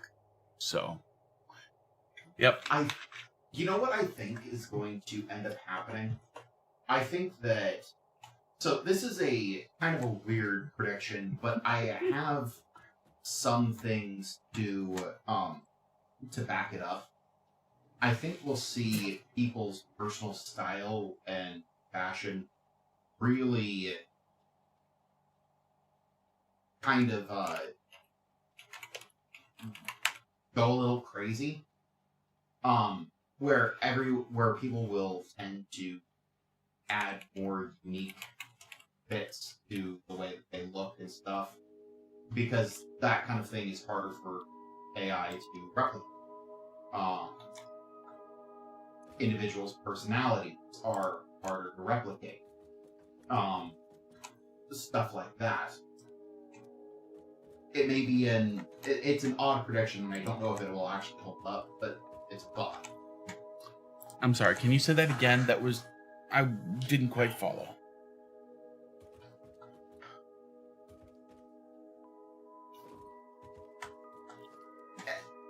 AI replicates what already exists. Right. And it's best at replicating that which is done often. Okay. The idea is that people will become a lot more unique in order to get away from the constant, or the fact that AI can easily replicate anything and everything that they do. Okay. And I think that that'll end up showing in looks and in personality and in a lot of other ways. We already see people wanting to, quote unquote, be more unique as part of just normal human identity.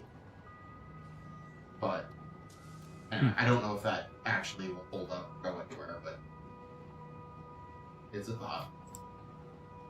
We'll have to see. Lightstone says that Robert's currently training his new Doc AI.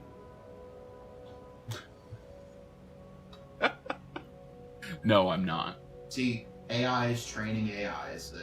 Garrett. Garrett. What?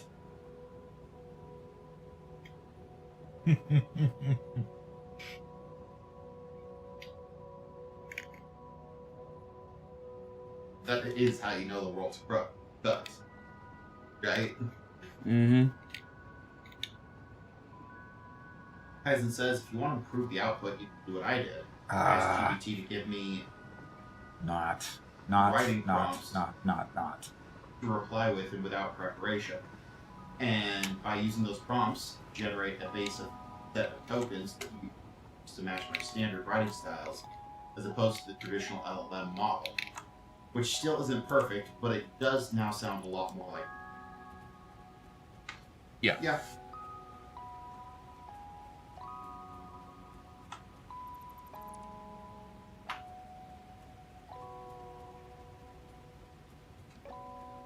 Megala says, my opinion is GPT-5 is good, GPT 5.1 is horrible, and it gaslights me every time. Let's hope GPT 5.2 will not gaslight me. Yeah, the gaslighting and the, I wish they wouldn't use that term. it's really bad, though. It's really bad.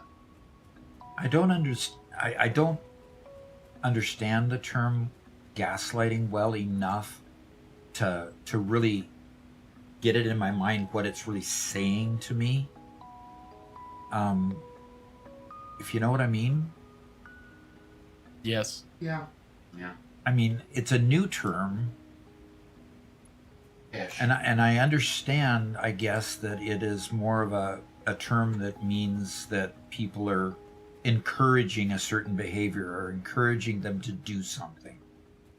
It's a form of deception, but it's a deception by denying reality. Okay? Interesting. It's not just, it's don't believe what you see or hear, this is the truth. So gaslighting is a form of lying that is more pernicious generally. It's a very negative. Okay.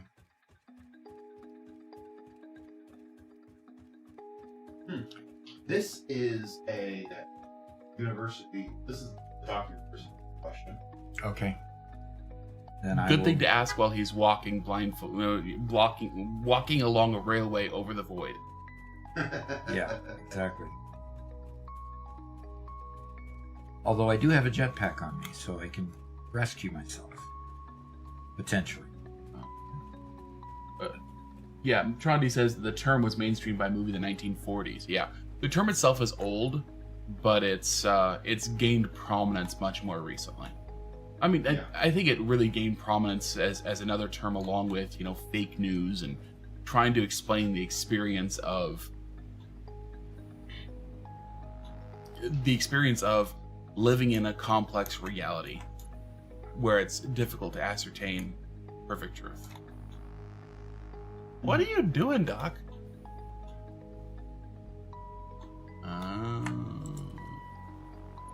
No. I think you misclicked.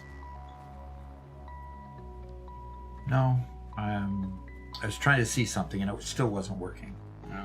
So basically, I need to. Oh, maybe I did misclick. Oh. Yep, it's misclicked. Yeah. But it stayed away from. Okay. Where did it go though? Yeah, I think Jennifer Irwin is correct. She says, I think gaslighting is a bit of a strong word for an AI, because gaslighting is usually used in the context of talking about an abuser who manipulates people into questioning their own reality. And yeah, that's the most common use of that word.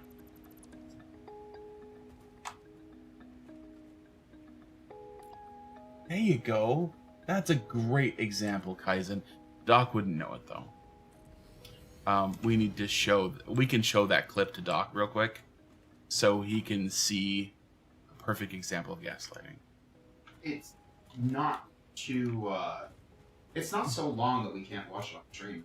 We can, but first Doc's got to take a Doc University question. I think he's just too in the weeds with this current project. Yeah.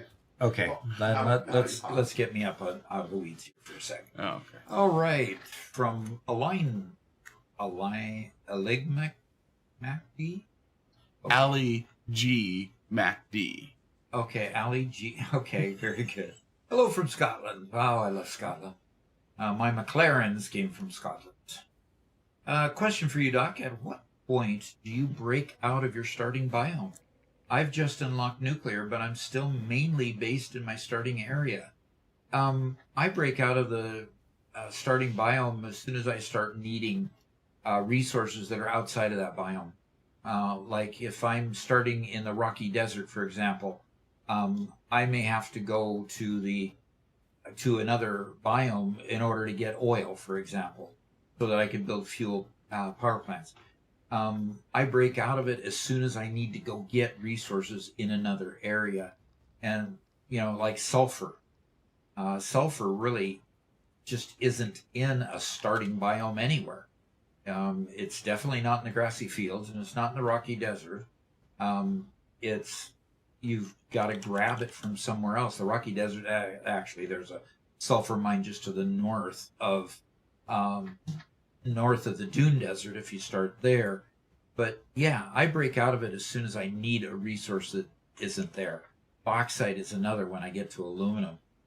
Bauxite just, you've got to leave your starting area to go find bauxite. So I leave it as soon as I need it. Otherwise, I build right there until I have a need for resources outside of it. And I build, a mega factory, a modular factories, and then a mega factory when I need more complex builds. Usually right in the area. Like I start in the Dune Desert, my mega factory will be in the Dune Desert. If I start in the grassy fields, my mega factory will be there. But I'll be trucking in resources that I need from other areas. A lot of times the aluminum factory will be where I find bauxite. Compacted coal will be where I can find sulfur. Oil fields and oil generating power plants will be where I can find oil. And then if I need the resources for my mega factory, I'll build trains to bring it in. So generally, I follow that pattern, and it's done me well so far. So I hope that helps. Then let's go ahead and go back to the game. Now let's see if I can get this last train to work here. I'm spanning too long of a distance is my physical problem that I'm working through here. So I don't think, Constant Conrad, that's that's appropriate for this channel. That's a question for my wife and not a question for anyone else. And she's not into that kind of thing anyway, so. Yeah.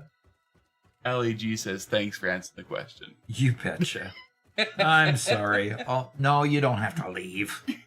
You don't have to leave. We'll just keep the station at least PG here.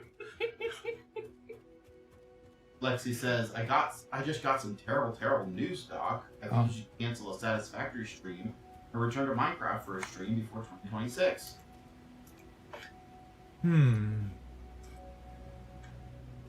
Yeah. That server has kind of been underappreciated and underloved, that's for sure. So, that's probably something I ought to do. By the way, Doc, it is about that time, unfortunately. Oh, no. Yeah. No. I want to keep going. I want to at least get my train running.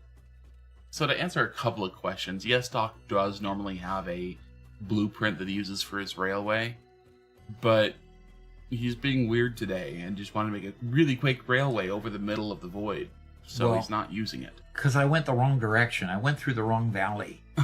If I hadn't gone through the wrong valley, I'd be fine. I mean, there was a much more direct path I could have taken, that's for sure. But, you don't have to keep bringing up the fact that I made a mistake, By the way, guys, Doc made a mistake. Hey. Told you to knock it off.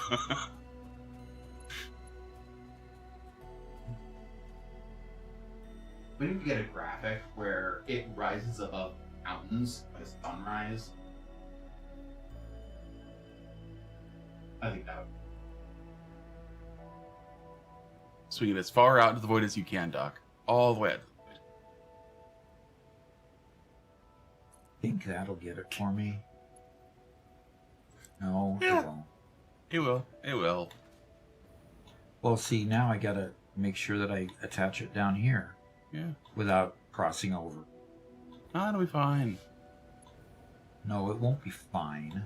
You can spin. I messed it use up. Use your scroll wheel to fix it. To fix it while it's still attached? Uh-huh. Okay, don't look at that from that direction. Look at it from the other way. And you should still be able to fix this. Uh-huh. Does it only snap one to the other? Yes. Okay, then build a foundation halfway between. Otherwise, you're going to be here for 2 hours trying to fix that one gigantic line.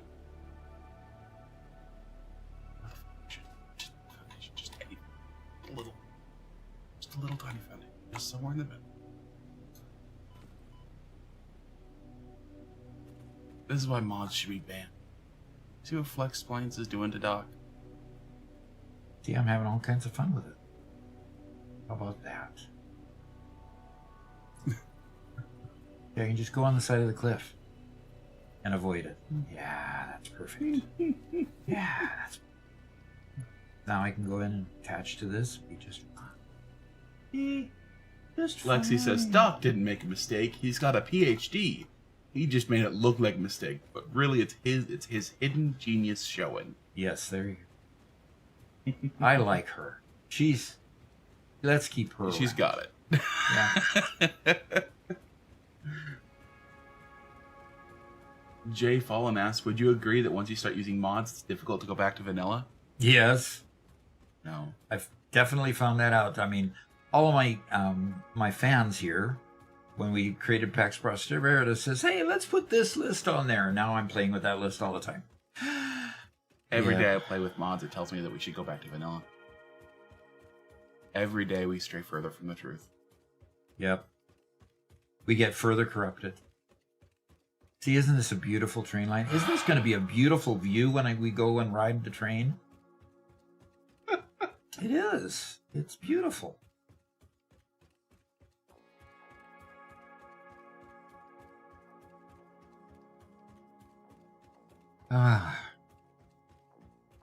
So now I've got to put I've got just so little to do. We can take the last 10, 15 minutes to go talk with everybody in the office, but let's just go a little overtime.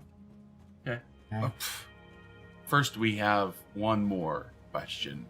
We have another question? We have one more. Okay. Then we can go, yeah. No, we've got a few more things to do with the train, and then we can go to the... Can we at least take a break for Doc University? Yes. Are we ready?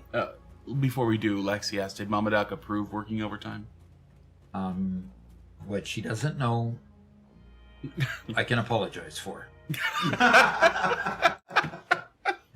All right, so Movie Man 551 said, would trains transporting liquid nitrogen versus drones transporting package be more efficient for a mega factory? Wow, that is a tough question. You know, there was a big discussion on Satisfactory News about the fact that trains carry so much less than the equivalent packaged item. Like, for example, the tank will only hold so much water, but the tank, after you package it, will hold a lot more water in packages, in the freight cars. Whether that's reality or not, there was some debate on that. But the fact that you can carry a whole lot more quantity if you package it first, then unpackage it, might make it more efficient for your mega factory.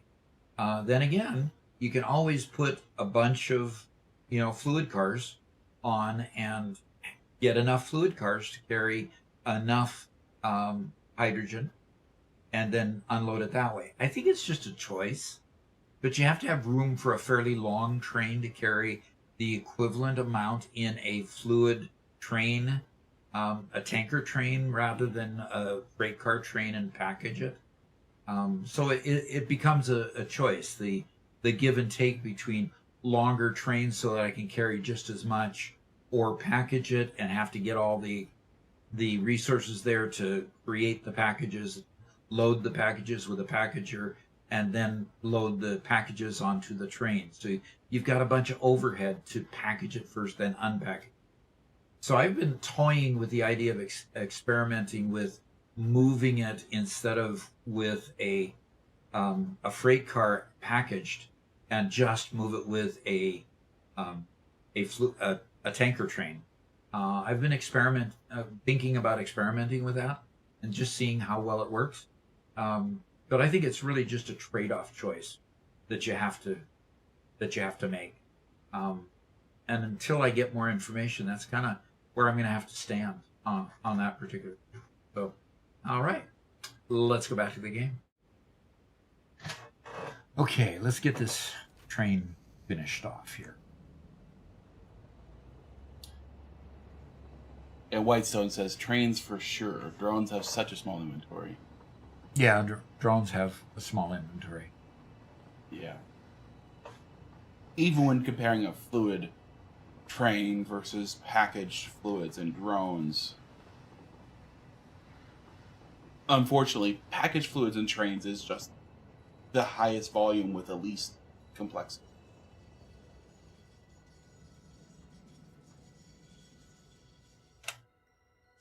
Okay.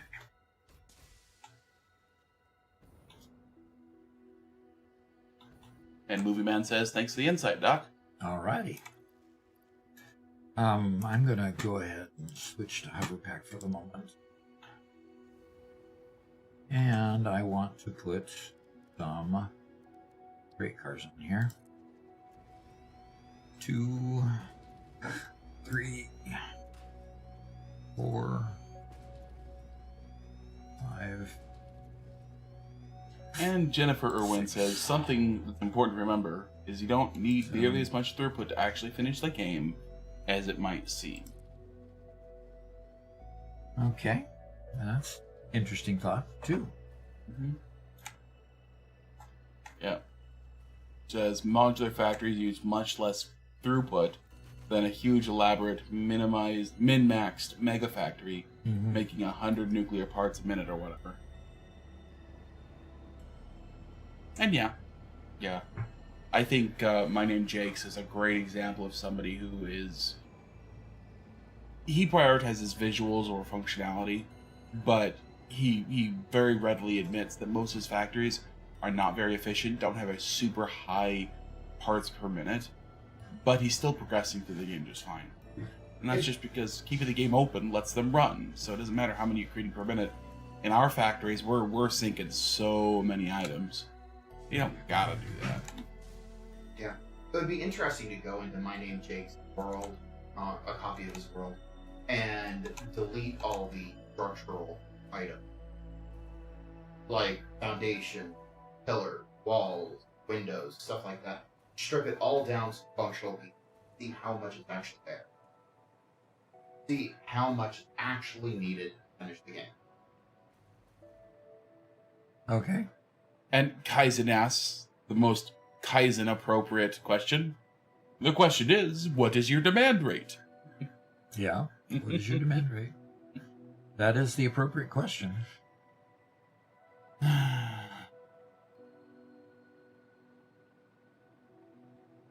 I forgot to set these 2 to unload over here. I set the 4 at the main factory to unload, but I didn't set these to unload. So I have to quickly run back, and then I'll set the for cars to start bringing stuff and get these factories moving now.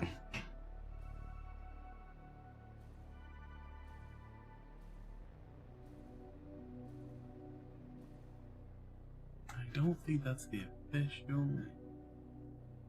I Romero says, you play any other genres of games, or you just prefer factory? At this point, I just prefer factory games.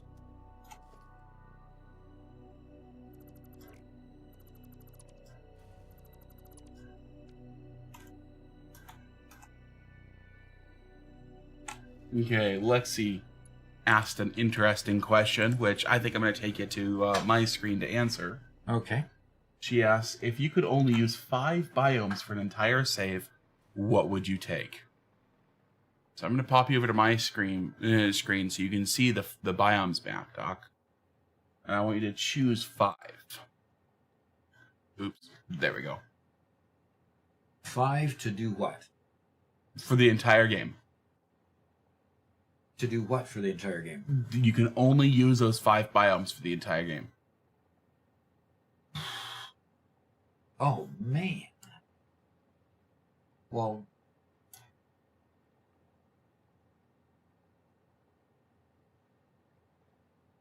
wow.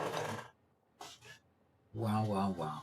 I think you can move through the other ones, but you can only actually build in Okay, only Info. build, but I could get resources from all the other ones. No. You can Only use resources within the biome? Yeah. Oh, gosh. So, okay.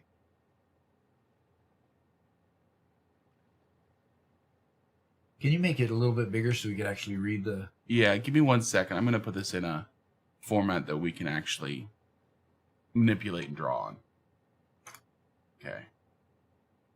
Okay. And You I'll know, zoom out. we got... So we're counting a biome being like desert, mountain, plateaus, and Spire Coast are 2 different biomes, or just by color? No, I think let's do it by color, because otherwise, plateaus, desert, spire. This is 5 right here. Okay. I would go with the Spire Coast, desert, mountain, plateaus, and... Yes, the Western Spire Coast. That's Oasis. 1. Yeah, I would do that one definitely. I would do the Rocky Desert. Yeah. I have to note that this is the rockier desert, and this is the rockiest desert.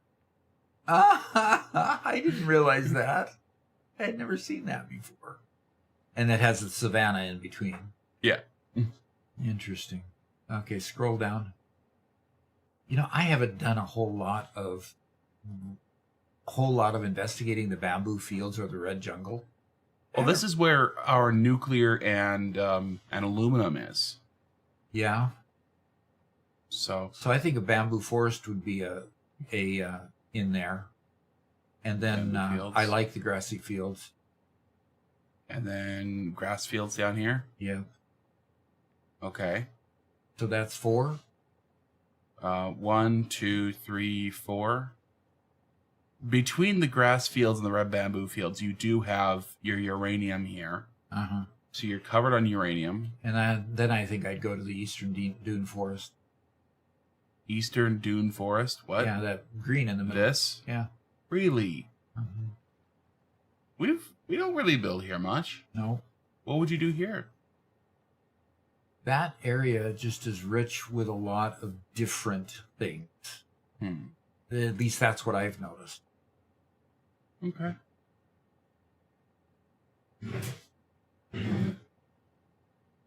But I'd like to explore the bamboo forest a lot more and the red jungle a lot more than I have. Yeah.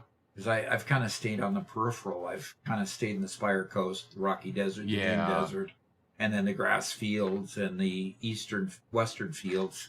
But the center of the map, I really have not done near as much with. Well, like this whole area is just so difficult to move around in. Yeah, and it surprises me that when they have starting places and they call the Dune Desert advanced, and I struggle with the idea of being in the red jungle or the red bamboo forest.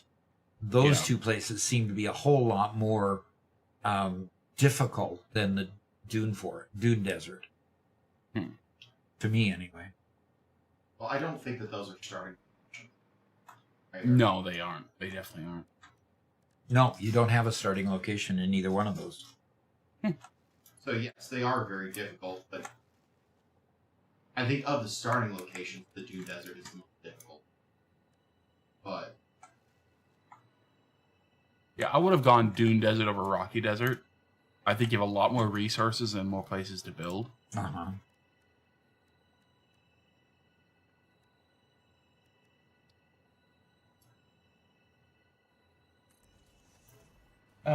Whitestone says he'd take the Titan Forest. What's in the Titan Forest that you would need?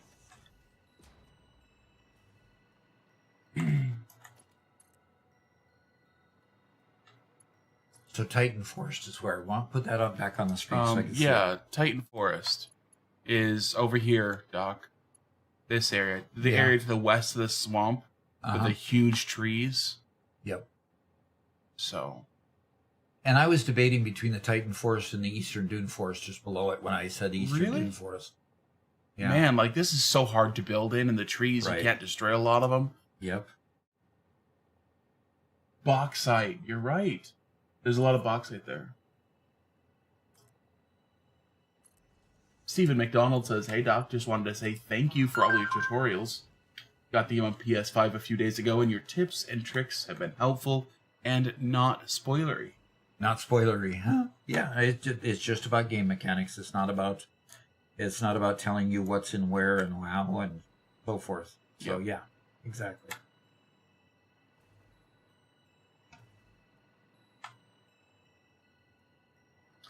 All right, I've got the train out here. I need to just go get on the train, set the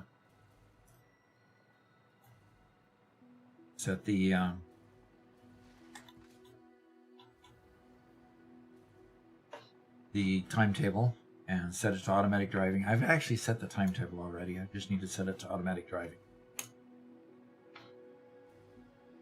And we can start moving product around. And when we get it start moving and I realize I've got the right quantities of product moving, I will then disable the drones in the two places I'm making polymer resin. Okay, let's queue here and let's turn on self-driving and we are a go. I'm just going to take this ride on back to the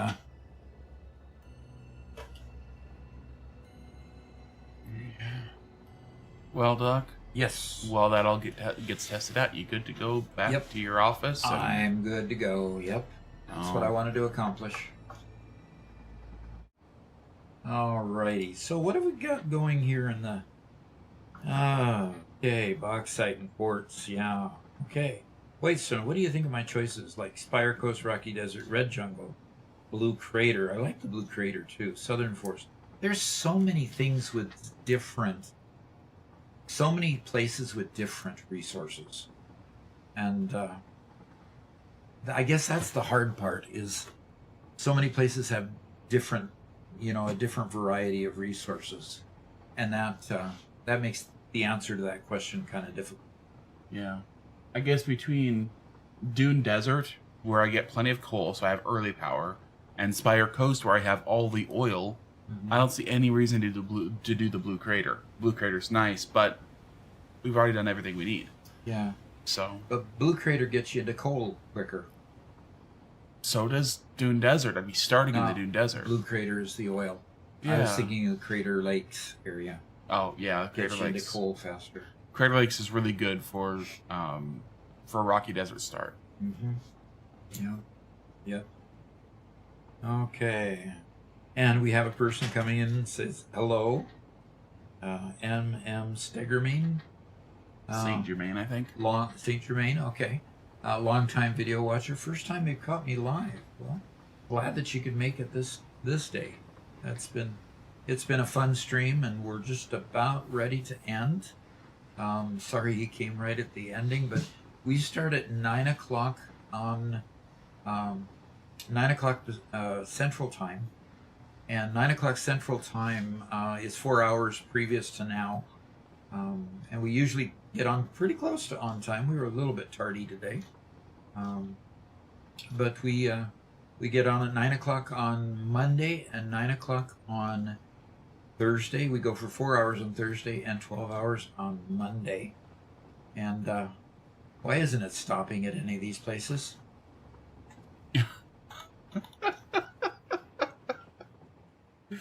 It didn't stop here at all. And let's see the timetable here. I must not have saved the timetable. What? Bob Gaming the timetable's says, here. hello, how are you today? I was wondering how you record time-lapse of your builds from a different POV. From a different point of view? Do we ever build time-lapse? We do. We don't do it as much anymore, but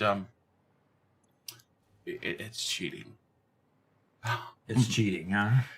So Generally what Robert would do is he'd see the progression of what I had built. He'd take a save of what I built, and then he'd do the time lapse backwards by unbuilding certain things, and then build the time lapse, put them in the right order, switch them around, and build it in the right order. So, yeah, the time lapse,